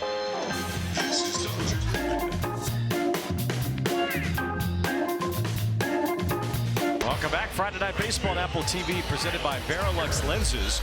With Dontrelle Willis and Heidi Watney, I'm Wayne Randazzo at Dodger Stadium. We've got a big star with us here, and a Cub fan, Nick Offerman. What's up? Good evening, gentlemen. I've had more fun at the ballpark so far, but it's early. It's not going the Cubbies' way so far here tonight. Here's a line drive, caught by Dansby Swanson. We call that the Swanson touch. I love it. Pick the right jersey, man. But Nick, full extension, and that's what I'm talking about. Both sides can defend at a high level. Excellent jump. And no matter if Dansby's hitting or not, that glove always shows up every single day, and that's why they pay them big bucks. Well, one Swanson in the booth and one on the field. That's right. One out here in the 6th inning. Was Ron Swanson a relative, a cousin of Dansby? He was probably a great uncle. He was famously lived in Indiana and never made it to Illinois. Ron, he didn't like to travel. I have to ask this question. Where are the emotions right after this play? Nice pick, Breck. Well done. They want to defend when you're in the booth. What's going on here? Well, I have to put you on the spot. 2016, when the curse was broken, where were you at and what was the emotions? I already know his story. I want to know yours. My story is not really fit for public consumption. I was on book tour in Dallas, and I had Wade. I was very much overserved, and had the greatest night of celebration. I had one of the worst nights of my life. Yeah, the better question, I think, is where were you in 2003 when this guy was ruining our lives in the National League Championship? Don't you dare do that. Don't you bring up that Bartman stuff. Don't you dare do that. I'm a Cubby. I got drafted by the Cubs. But, Jim Hendry traded me for a bag of sunflower seeds, and that was the end of that. We got to be allowed to make our mistakes. No balls, 2 strikes on Max Muncy. We got Nick Offerman here, playing a wrestler now on your new show. A former wrestler, so that means I don't have to have abs.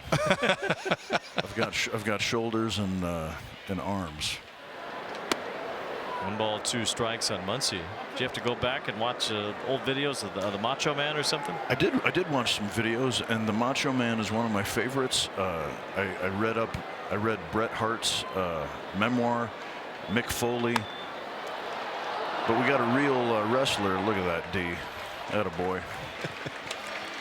Chavo Guerrero of the famous Guerrero family, based out of Los Angeles and initially El Paso. He trained me and was an incredible coach, so I actually got to do a bunch of wrestling. Very cool. And not get hurt. Thanks to him, I was only limping and not in the hospital. Well, this Cubs defense got you out of here quick, though. 1, 2, 3. Give us a go, Cubs, go. Go, Cubs, go. Fly that W. Thank you, Nick. Thank you, man. Nice to meet you, brother. Nice to meet you guys.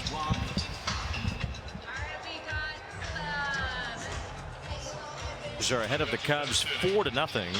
So we get to the 7th inning here in Los Angeles. Suzuki will start it for the Cubs, and Emmett Sheehan's back out there. Yeah, he talked to Dave Roberts about going deeper in ball games, and he says, hey, you got to earn that. And so far, he's earned that. He has struck out 10 in this game. He has shut out the Cubs on 3 hits. One of the better offenses in baseball, and certainly one of the hottest as well. And Emmett Sheehan has been up to the task here tonight. He's tied his career high with his 10 strikeouts. Suzuki down to a knee there. Couldn't hold his swing. 1 ball, 1 strike. Yeah, he saw the pitch that he wanted, but a telling action locked him up. Want to talk about coming out of your shoes? You heard that. This is St. Charles, 2-0 count. You heard that. Suzuki flies one over the pitcher's mound as the shortstop Kim calls off the rest of the infield to make the catch. One out. Love that Kim called off Freddie Freeman. He said, "You ain't seen that gold patch on my glove, young man?" I like that. Shortstop priority. 95 pitches for Sheehan, 60 strikes, and mentioned the 10 punch-outs against this Cub lineup today. Mark Pryor, Cub great. Moises Ballesteros takes ball one. And Mark Pryor, the beginning of his career was something else. Not fun to face him. Really strong years at the beginning of the millennium for Pryor with the Cubs. Kerry Wood, Carlos Zambrano, they were fun to watch. Love talking pitching with him. Nuance. Keeps everything simple. 2 balls and no strikes. He's been at this job now a while as the pitching coach of the Dodgers. Obviously an extremely successful staff.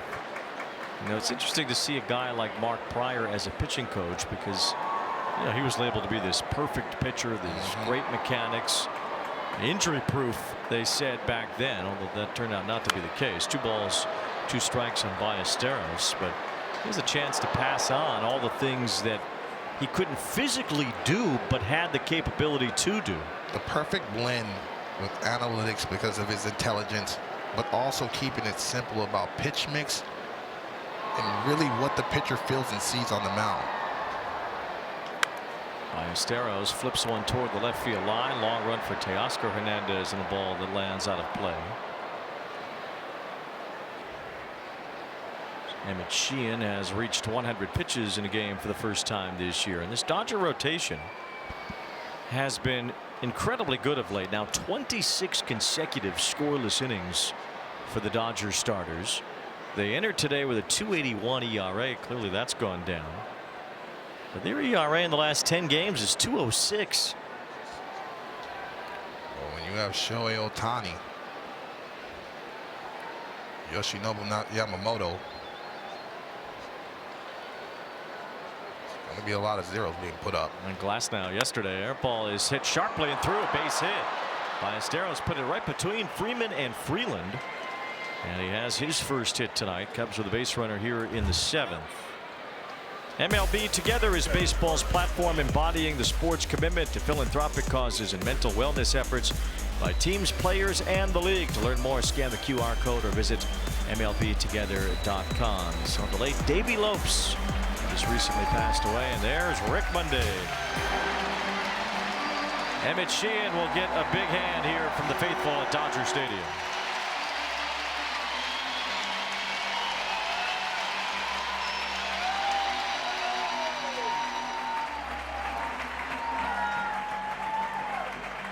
Sparkling to begin the year, and Emmett Sheehan had his best start of the season tonight. Absolutely outstanding. The slider and the fastball command was there.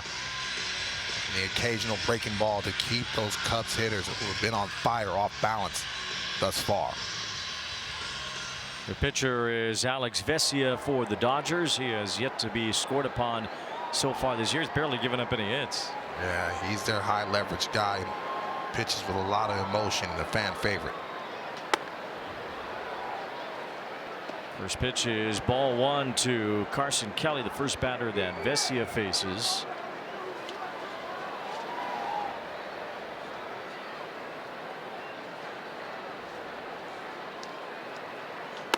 Now 2 balls and no strikes. The Dodgers without their closer Edwin Diaz for a while after having elbow surgery. They're going to try to figure it out with the guys they do have, including Vesia figures to be part of that mix in the 9th inning some days as well. But Tanner Scott, who was brought in to close to begin with last year. Blake Trinan could see some chances as well. Yeah, it'll be a bullpen by committee as far as matchups and who Dave Roberts trusts in high leverage situations. But Tanner Scott seems to be the guy thus far. 2 balls and 1 strike on Carson Kelly. Now 3 balls and 1 strike. Vesia has only allowed 2 hits and 28 opponent at bats so far this year.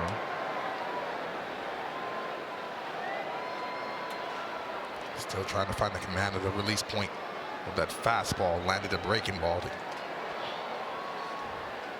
It's 3 balls and a strike. That one is in there, and it's 3-2.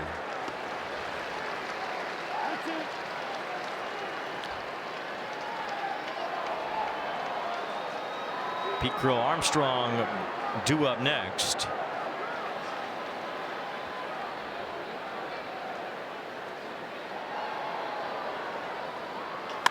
As Kelly sends one in the air to right center field. Not going to carry. Tucker has room and makes the catch. 2 down. Excellent adjustment by Alex Vesia. He didn't have command of that fastball. Felt a little rush. That's why he was missing high.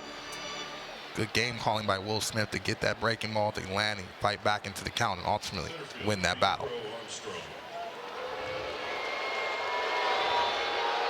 Brings up Crow Armstrong, who is 0 for 2, struck out earlier. He's grounded out as well.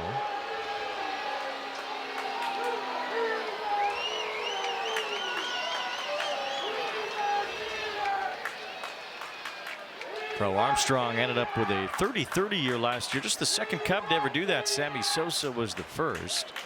Though he did pretty much all of it before the All-Star break. He had 25 homers and 25 steals before the break last year.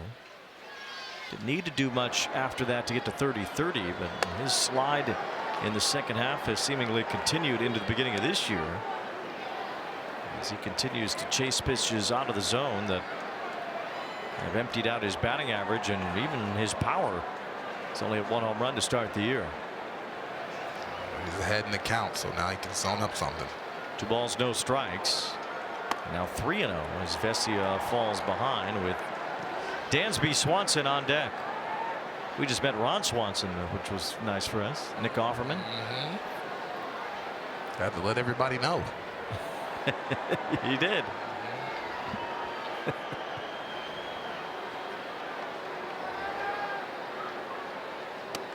That's ball 4, so Crow Armstrong works a walk. And the Cubs have another base runner with Swanson coming up. Cubs line about the turnover as well, and so Vesia still working that command issue with that fastball. Big at bat with Swanson at the plate. Cubs have won 9 straight games, catapulting them to a 16-9 start. The Dodgers are 17-8. They're even with the Padres so far in the National League West. Padres and Diamondbacks will play a 2-game series in Mexico City this weekend. Swanson takes ball 1. Preparing for that. Both of those teams are off today.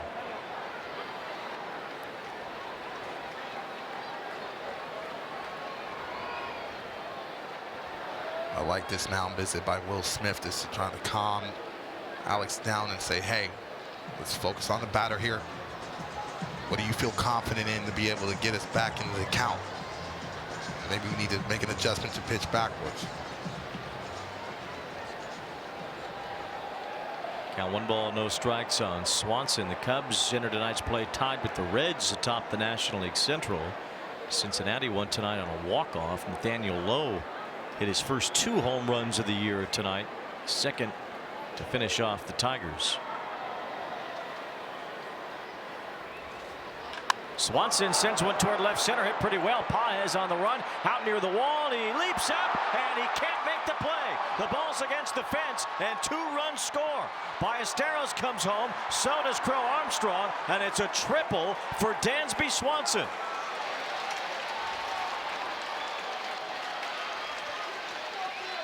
Dansby, an excellent job getting himself in hitter-friendly counts. Looked like he was hunting that fastball the whole time. Barrels it, and Paez had an excellent jump. Gets right to the wall and just tips off the top of his glove. Well, if you're a Dodger fan, you trade the one that he did catch against Ernie Clement in Game 7 for this one. Absolutely. Swanson legs out a 2-run triple, and the Cubs are back in this game.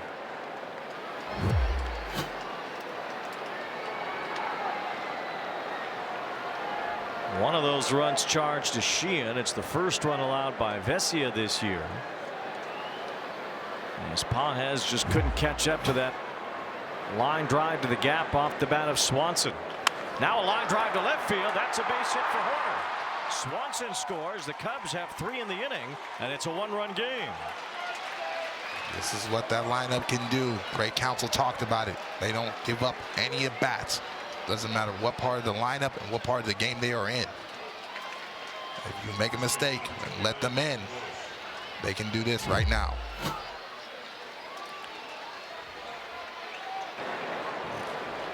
Nico pulling the hands through, getting on top of that, and just muscling it for an RBI. And now Michael Busch, who homered off lefty Christopher Sanchez yesterday, as Vesia throws to first to keep an eye on Hoerner, who has great speed.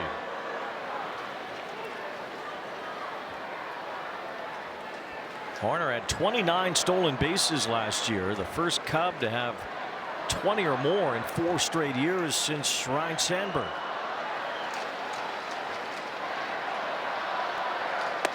Upstairs to Busch, 1 ball, no strikes.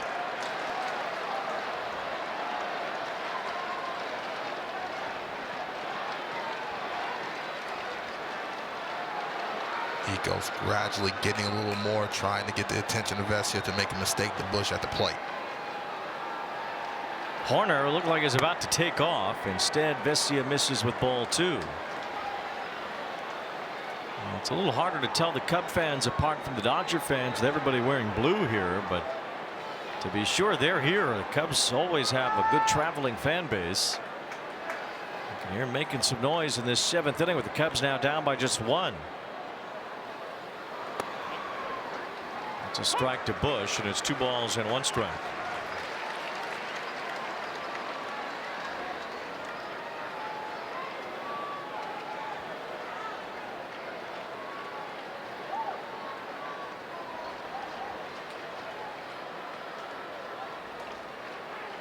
It's the second throw over from Vesia with Hoerner at first.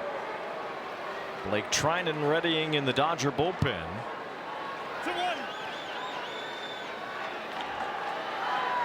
Emmett Sheehan was brilliant tonight.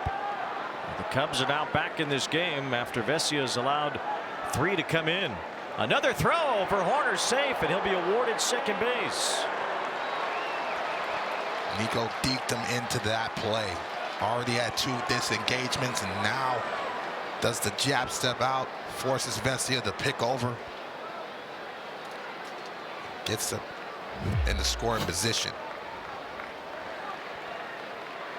That third throw over, you have to get him out or it's a balk.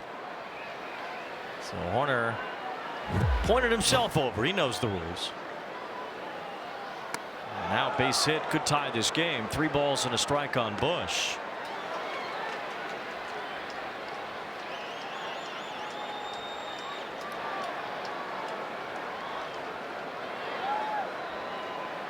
Vesia has been all over in terms of the strike zone. And a good pitch there makes it 3-2. That's only the 7th strike from Vesia on 19 pitches. Busch was trying to hunt and get out over the front of that fastball, something he can pull. Excellent pitch by Vesia. It's going to have to double up to get Busch out. 3-2. Swing and a miss, strike 3. Vesia keeps the tying run from scoring, but the Cubs are back in it. They put up 3 in the top of the 7th.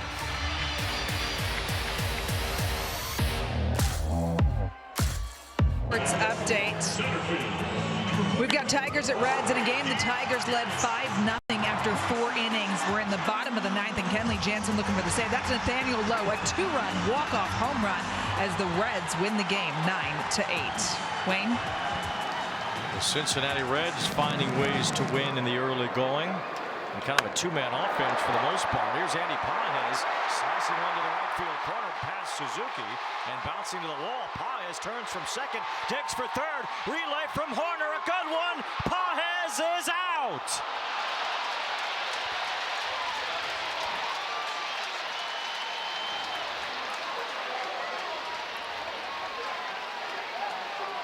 Cubs did a great job getting it in. Suzuki to Hoerner, who fired a 1-hop strike to third. Excellent communication. That ball gets around Suzuki, but he hits the cutoff man. Nico with the rifle, 1-hop. I don't know if he touched him. Well, I think because Páez came off, Bregman did touch him again. See the initial tag, and then yeah, maybe on the backside.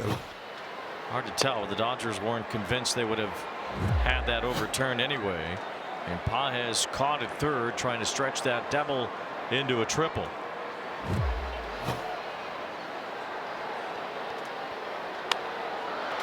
Off the glove of Bush, bare hand by Hoerner to Rolison for the out. Nico Hoerner doing it all on the infield in this inning. We don't need to question why he's getting that bag. We've been talking about it all game long, of the defensive athleticism from both sides. Nico barehanding that off Bush's glove and fires a strike to a moving pitcher. Do you know how difficult that is? Excellent. Well, that's a great job by the pitcher, too. And that ball's bouncing all over the place, off of the glove of Bush into the bare hand of Hoerner, who has to hurry the throw. The pitcher running to the bag, catches it, looks for the base to touch it, and retires Ha-Seong Kim. 2 outs as Alex Freeland has a count, 2 balls and no strikes. Big crowd, as you'd always expect here, 53,733 on this perfect Friday night for baseball. Strike 1 to Freeland. Well, it was all Dodgers early, a 4-0 lead after 4. Emmett Sheehan struck out 10 in the first 6 innings. And Alex Vesia gave up some runs. The Cubs are back in it. And now their defense is taking over as Freeland keeps this inning alive with Shohei coming up.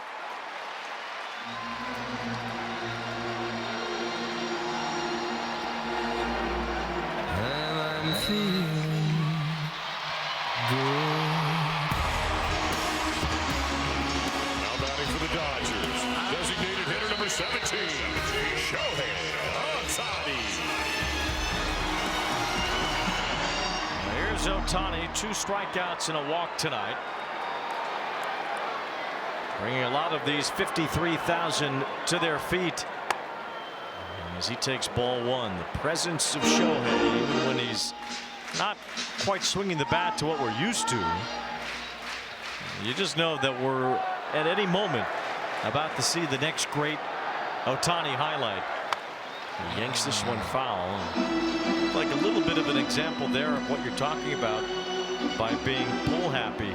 He really yanked his bat and his head on that one. And he was looking for that pitch too, and so when you guess right, you charge at it. And he's the type of guy that doesn't need a lot of power, a lot of motion to generate the power that he has.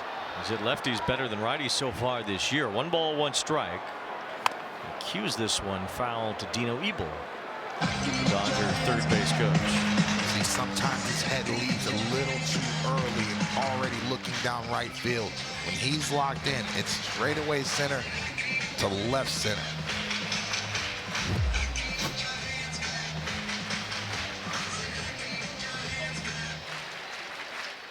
And busted the end of his bat here.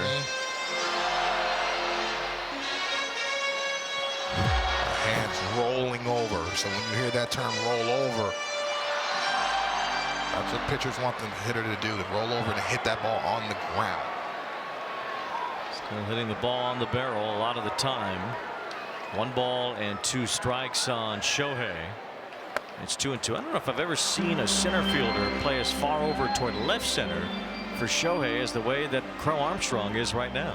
Well, he's just looking at how they're attacking him and they're staying away from him. Infield is pulled around to the right side. 2-2. And the Cubs want to challenge this. Carson Kelly thinks it could be strike 3. Powered by ABS. It is strike 3.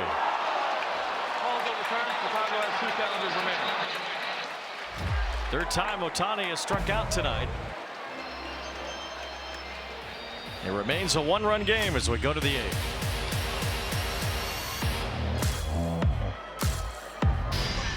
Friday Night Baseball on Apple TV presented by Essilor. Learn more about Verilux XR series and find your local Essilor expert today at Essilor.com.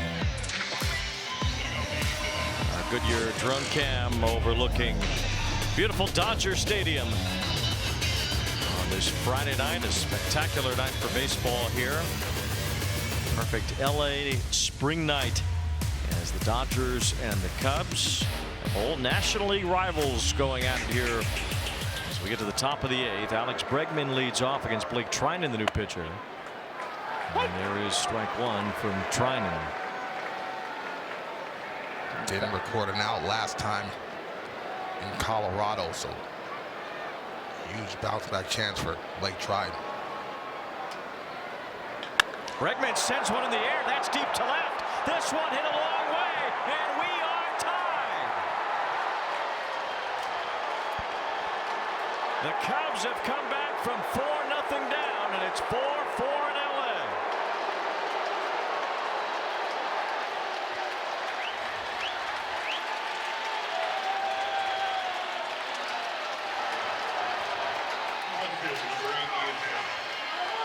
That's exactly why, Wayne, you pay Alex Bregman the big bucks. In big moments, he can show up like that. Finally got a pitch that he can extend his arms in and barrels it. And he knew it was gone right off the bat. 408 feet, a no-doubter from Bregman. And the Cubs, trying to win their 10th consecutive game, have come back to make it 4-4 here in the 8th inning.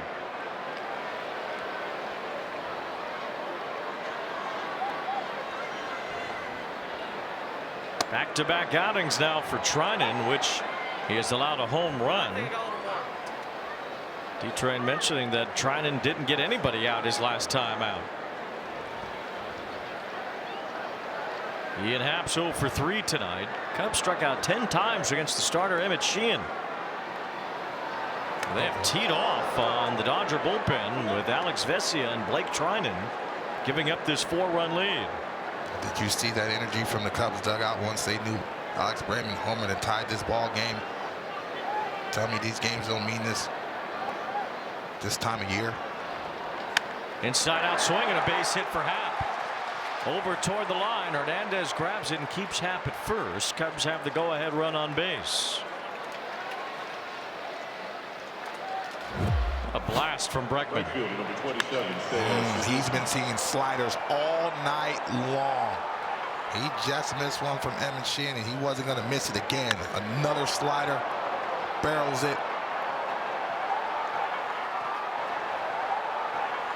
PCA all out the dugout, fired up. Second time Bregman has taken Treinen deep in his career. Here's Suzuki. And they throw over to first to check on Happ.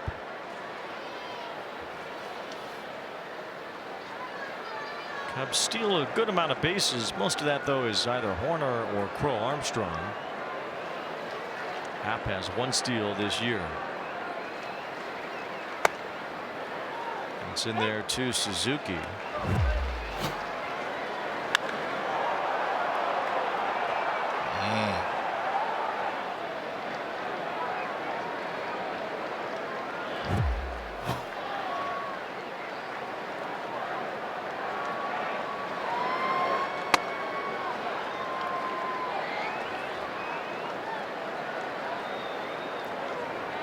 Trying to slide step, prevent Happ to getting a good jump off the leg kick.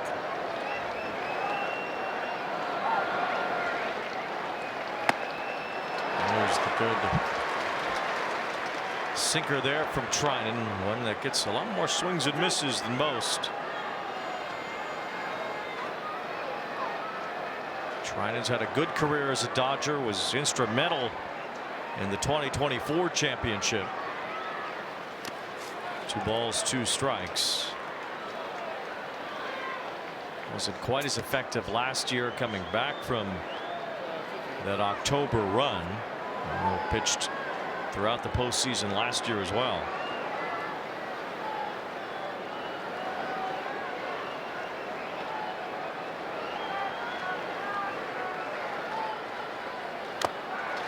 Suzuki stays alive, still 2-2. I mentioned the Dodger closer right now is Tanner Scott. He's already up in the Dodger bullpen here in the 8th inning.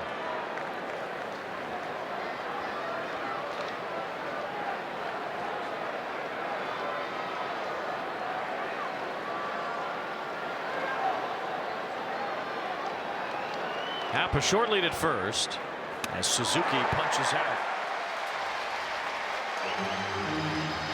One away here in the 8th. Let's go down to Heidi. Well, you guys mentioned Alex Bregman and his 5-year, $175 million contract. Craig Counsell said he would argue that the team doesn't have any superstars on it. He said we have guys 1 through 9 who can contribute and do damage. We don't have one guy that has to carry the load. That's been the case over this 9-game win streak. It has been offensive contributions up and down the lineup. A different guy has come through every night, guys. Well, that's how the Cubs have to get it done. Here's a liner left center field and a base hit for Ballesteros. It's up the alleyway. There goes Happ. He's on his way to third. He's being sent home. The relay to the plate. He is home. What a throw by Kim.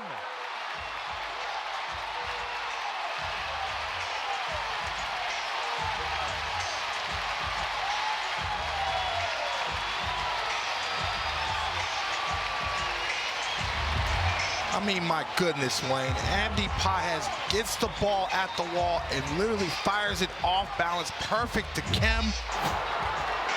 One hop. Perfect throw.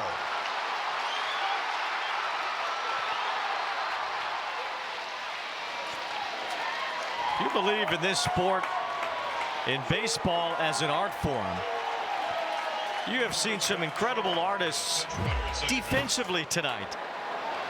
The relay from Suzuki to Horner to the third baseman Bregman in the last inning. And now here Pages with an off-balance throw to get it to Kim with a one-hop perfect throw to Smith as he and Happ tried to score the go-ahead run. How about the one-handed throw, bare hand catch and throw from Horner off Bush? Was Pages throwing out Michael Bush at the plate earlier. Matt Shaw is now running at second base for Ballesteros. I know everybody saw the open. What did I say, Wayne? Defensively, both sides are elite. Well, we talked about it at length earlier tonight. Both of these teams pride themselves so much on their defense. And it's not talked about as much. We talk about hitting and home runs, pitching, but these two defenses are incredible.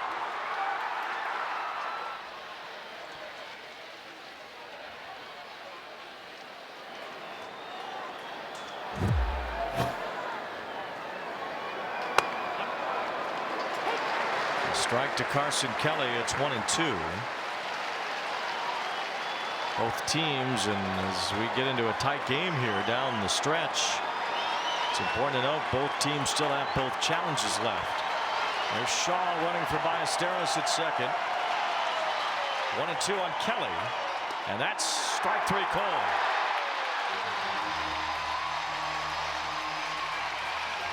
This inning started with a blast from Alex Bregman, a game-tying shot. The Cubs down 4-0 at one point have made it 4-4 as we go to the bottom of the 8th at Dodger Stadium.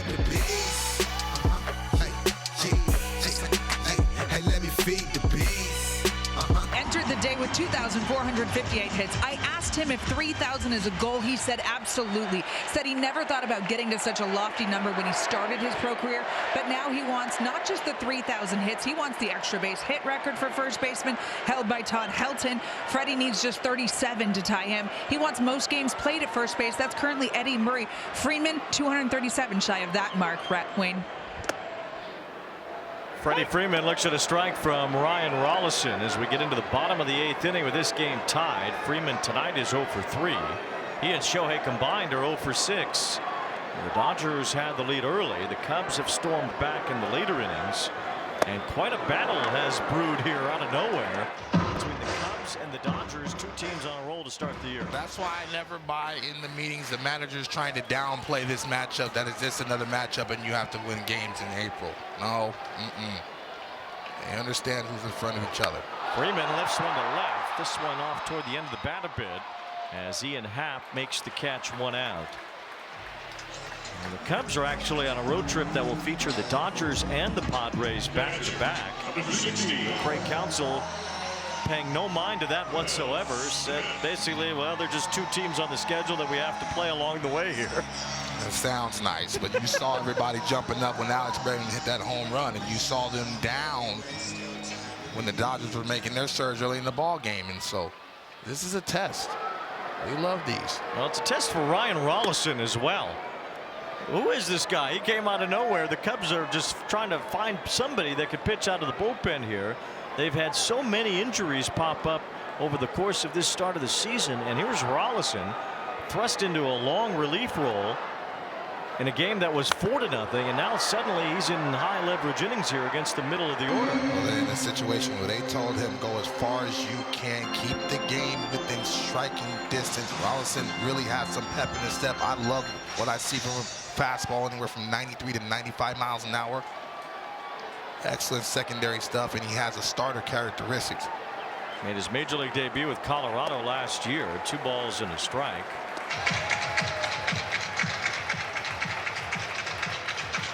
Cubs got Rollison off waivers from the White Sox back in January. This was not the role they envisioned for him, I would think, but here he is. 2 balls and 1 strike. Will Smith got the Dodgers going earlier with a 3-run homer back in the 3rd. Yeah, hunting the first pitch fastball, letting that fastball travel deep. Exit velocity 103. 386 feet. He hit that ball like he was left-handed, Wayne, and that's how much power Will Smith has. Missing Rollison, who had a 7 ERA for the Rockies last year, and yet tonight has given the Cubs 2 1/3 scoreless innings, although some fabulous defense has been played behind them. Pretty much every play the Cubs made in the 6th inning was an outstanding play by their defense. And that swung the momentum quietly for them, you know, to continue to make good plays. There were a lot of chances for the Dodgers to be able to really put this game out of reach. And Smith looping one toward the right field line. Suzuki a long run, but it's out of play. Then in the 7th inning, Pages started with a double. He was thrown out at 3rd, trying to stretch it into a triple on a terrific relay by both Suzuki and Horner. And then Horner made that great play barehanded off the glove of Michael Busch when Hae-Sung Kim was bidding for a base hit.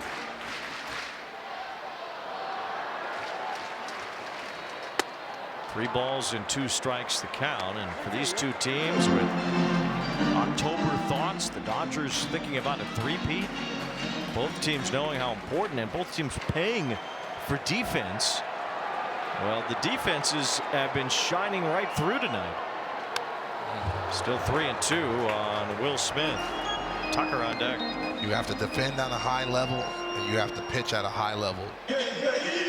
Every year you see these offenses that are prolific, and if they don't have the depth on that mound or athletes that can defend, especially if you're Chicago Cubs, because that ball flies out at Wrigley. So if that ball's in play, you got to get it. A full count on Smith. And a high pop-up. Horner goes out to get it. Suzuki's in, calling for it. 2 outs. Adobe's standout score tonight, Alex Bregman's game-tying home run.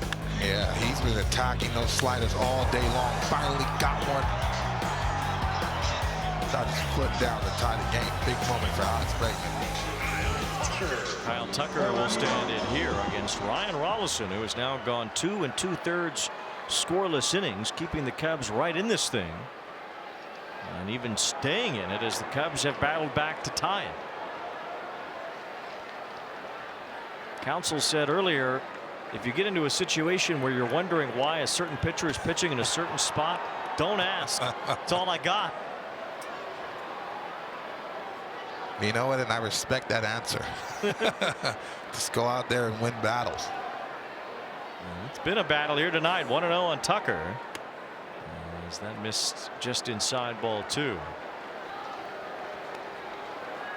Cubs 4, Dodgers 4. Cubs winners of 9 straight. The Dodgers, a bit of a tough road trip going to Colorado and San Francisco. Winning just 3 out of the 7 games. Didn't score much against the Giants.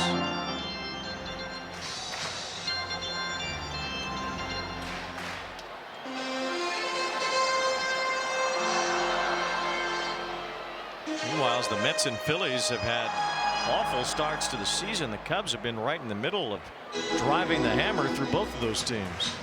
They played outstanding. Talked about it earlier in the ball game, how tough it is, especially for struggling ball clubs that come into Wrigley to play this team. Cubs swept the Phillies in a 4-game series this week. Tucker pops it up.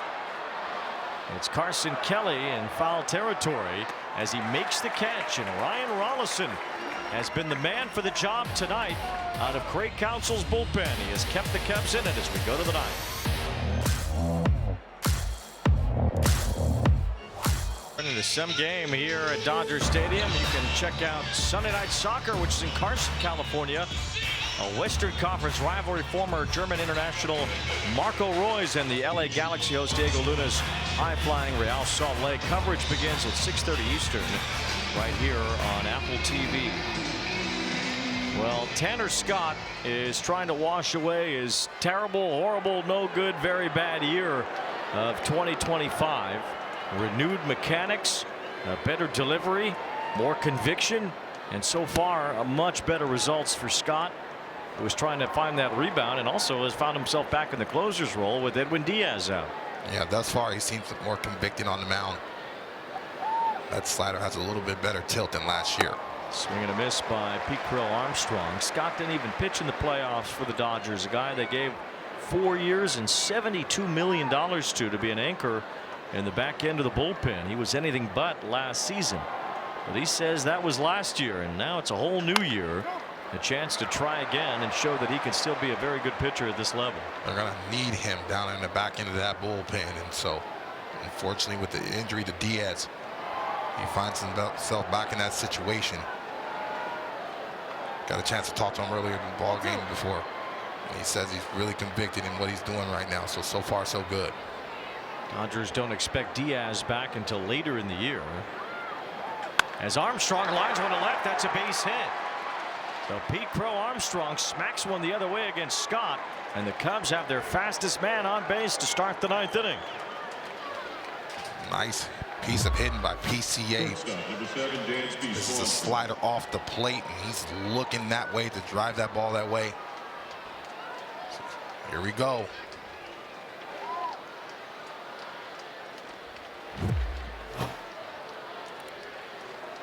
Dansby Swanson hit a 2-run triple in the 7th inning. That got the Cubs on the board. Ball 1 to Swanson. You know, Pete Crow Armstrong is looking to take off. Already 5 steals last year, had over 30 as part of his 30-30 year last season. He's the go-ahead run. And Swanson drills one way back to left. The Cubs have come all the way back, and they have the lead in the 9th.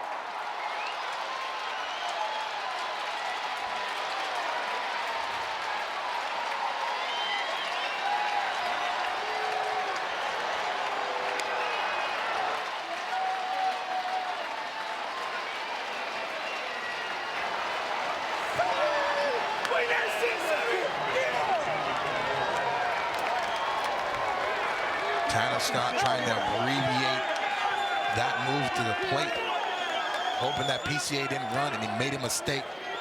To Dansby Swanson, hit one to the people.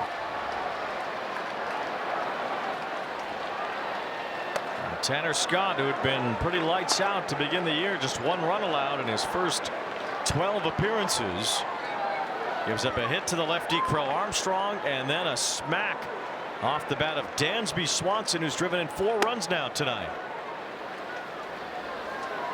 And that's your 9-hole hitter. They're starting to find it with confidence at the plate. It's his 6th home run already this year.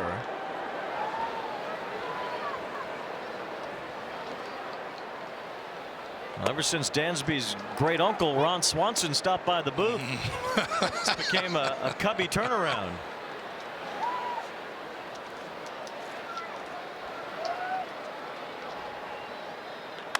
This ball laced to the left field line, but foul off the bat of Nico Hoerner. Yeah, that ball's middle.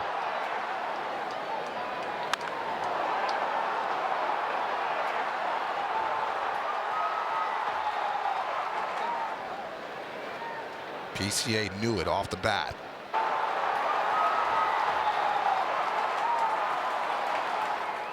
Scott, who gave up 11 home runs last year, said he was missing middle way too often. And he just did it again. And with Dansby Swanson, who has a lot of power, ready to unload.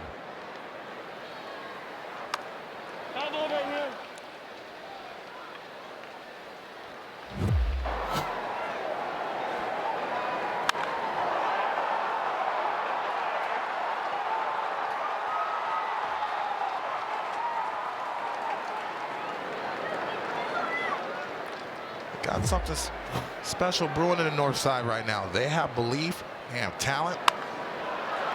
Little loop to center. Pages in for the catch.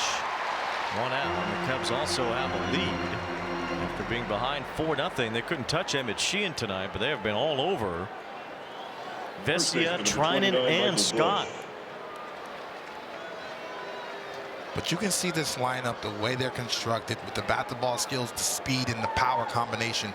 They can grind a lot of relievers and starters down. If you get the bottom of the order going as well with PCA and Dansby.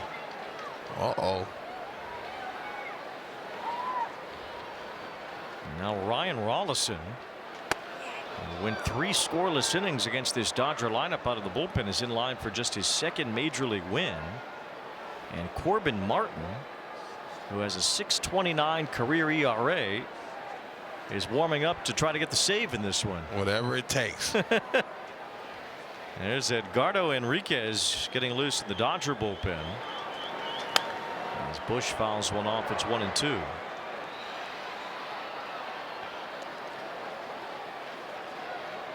Takes a lot of tape and bubble gum right now from this Cubs bullpen.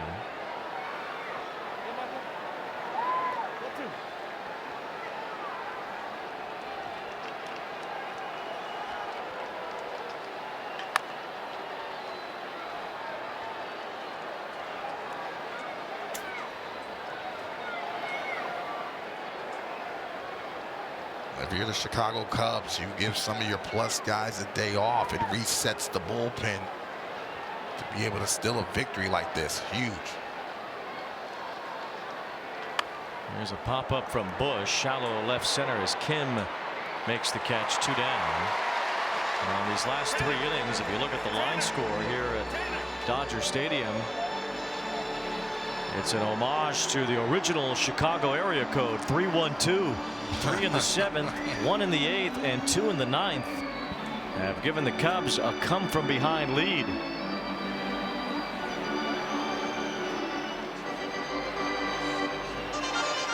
The Dodgers will go back to the bullpen. Tanner Scott doesn't get the job done.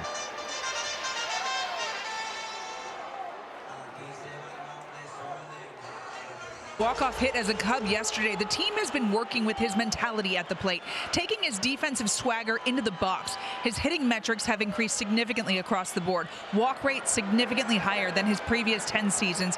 His swing rate, it's about 9%. His chase rate is down. Hard hit rate is up. And as you see, they're getting results. They certainly are. Dansby Swanson's go-ahead homer has given the Cubs a 6-4 lead as we head to the bottom of the 9th inning at Dodger Stadium.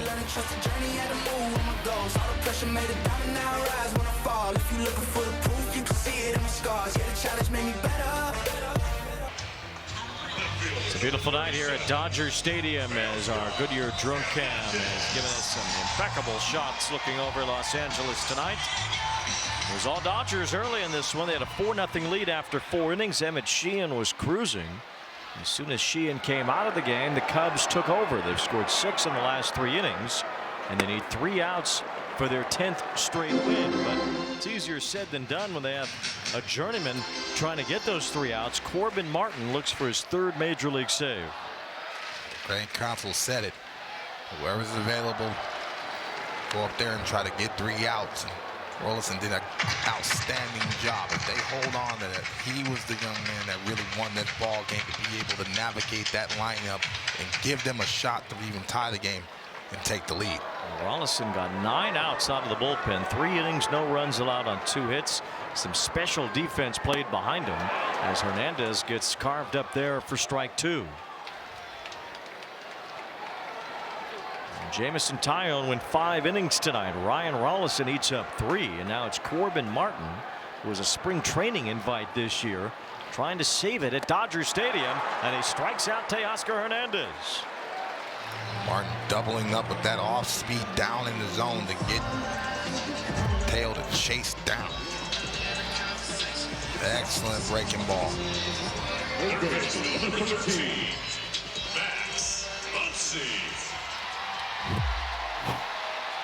And 1 out here is Muncy, who has a double and a run scored. Came home on Kim's base hit in the 4th inning. That was the last Dodger run. And there's a strike to Muncy, who's followed by Andy Pages. Dodgers would need to do some work to give Shohei one more swing tonight.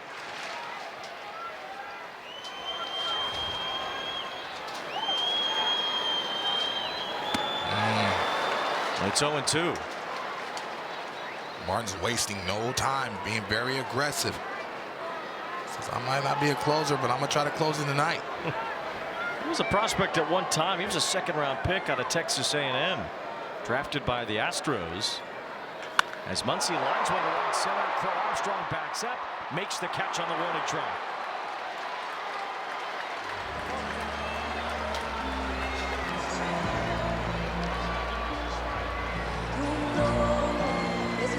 Martin missed a lot of years with injuries. Last season made 17 appearances for Baltimore. That's the most he's even pitched in the major leagues. He had some starts early in his career with the Astros and the Diamondbacks. Andy Pages with 2 outs. Takes ball 1. We have seen some incredible defense tonight. Pages has been in the middle of a few of them. 2 on the Dodger side. He was thrown out at 3rd on a great relay by the Cubs in the 7th. 1 ball, 1 strike.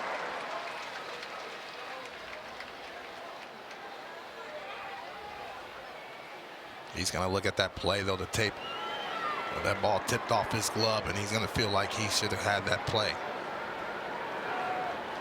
Swing and a miss. That's really what everything got going for the offense for the Cubbies. He got to that position to be able to make that play.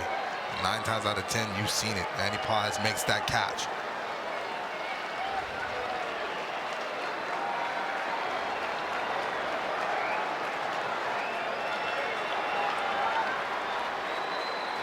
One ball, 2 strikes on Andy Pages. In the dirt, 2-2. Well, our buddy Nick Offerman said he wanted to see the Cubs fly the W tonight. It was 4-0 Dodgers when he said that. He had to get in his right seats.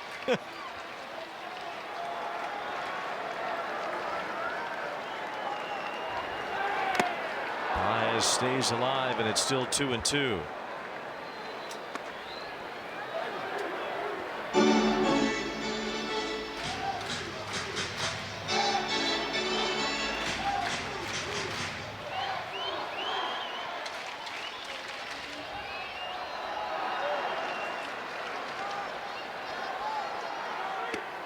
It's downstairs, ball 3. Dalton Rushing is on deck. He would bat for Kim. If Pages can keep this game alive, Rushing has been off to a ridiculous start this year. 3-2 on Andy Pages. Fly ball, shallow center. Pete Crow Armstrong waving away the Dodger fans as a Cubby comeback makes it a perfect 10. 10 straight wins for the Chicago Cubs, and they earned this one, scoring 6 in the last 3 innings to beat the Dodgers. They have something special in the Cubs locker room.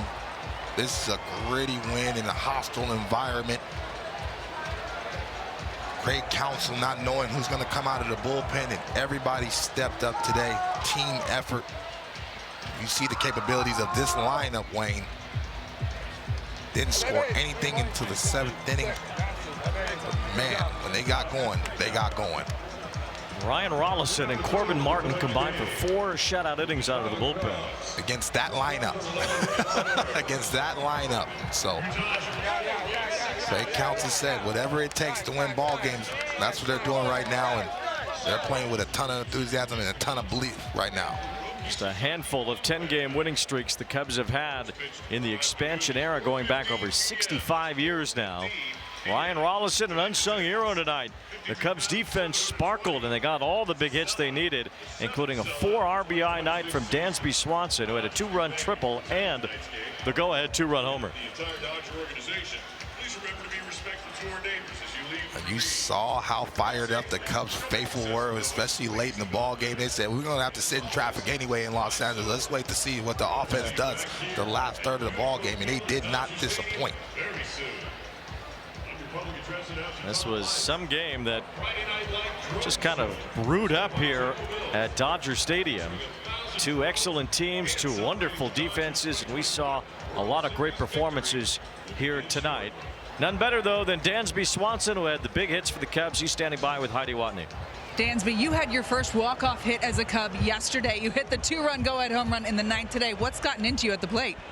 I mean, I feel like just as a group, we've just done such a great job of making guys work, making teams earn their 27 outs. It's a little bit of a slow start for us, but at the end of the day, that's why you play 9 innings and 27 outs, and it's a group of competitors.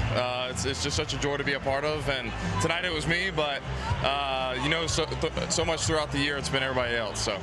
The team has wanted you to take your defensive swagger to the plate. It seems to be working for you. What specifically have you been working on?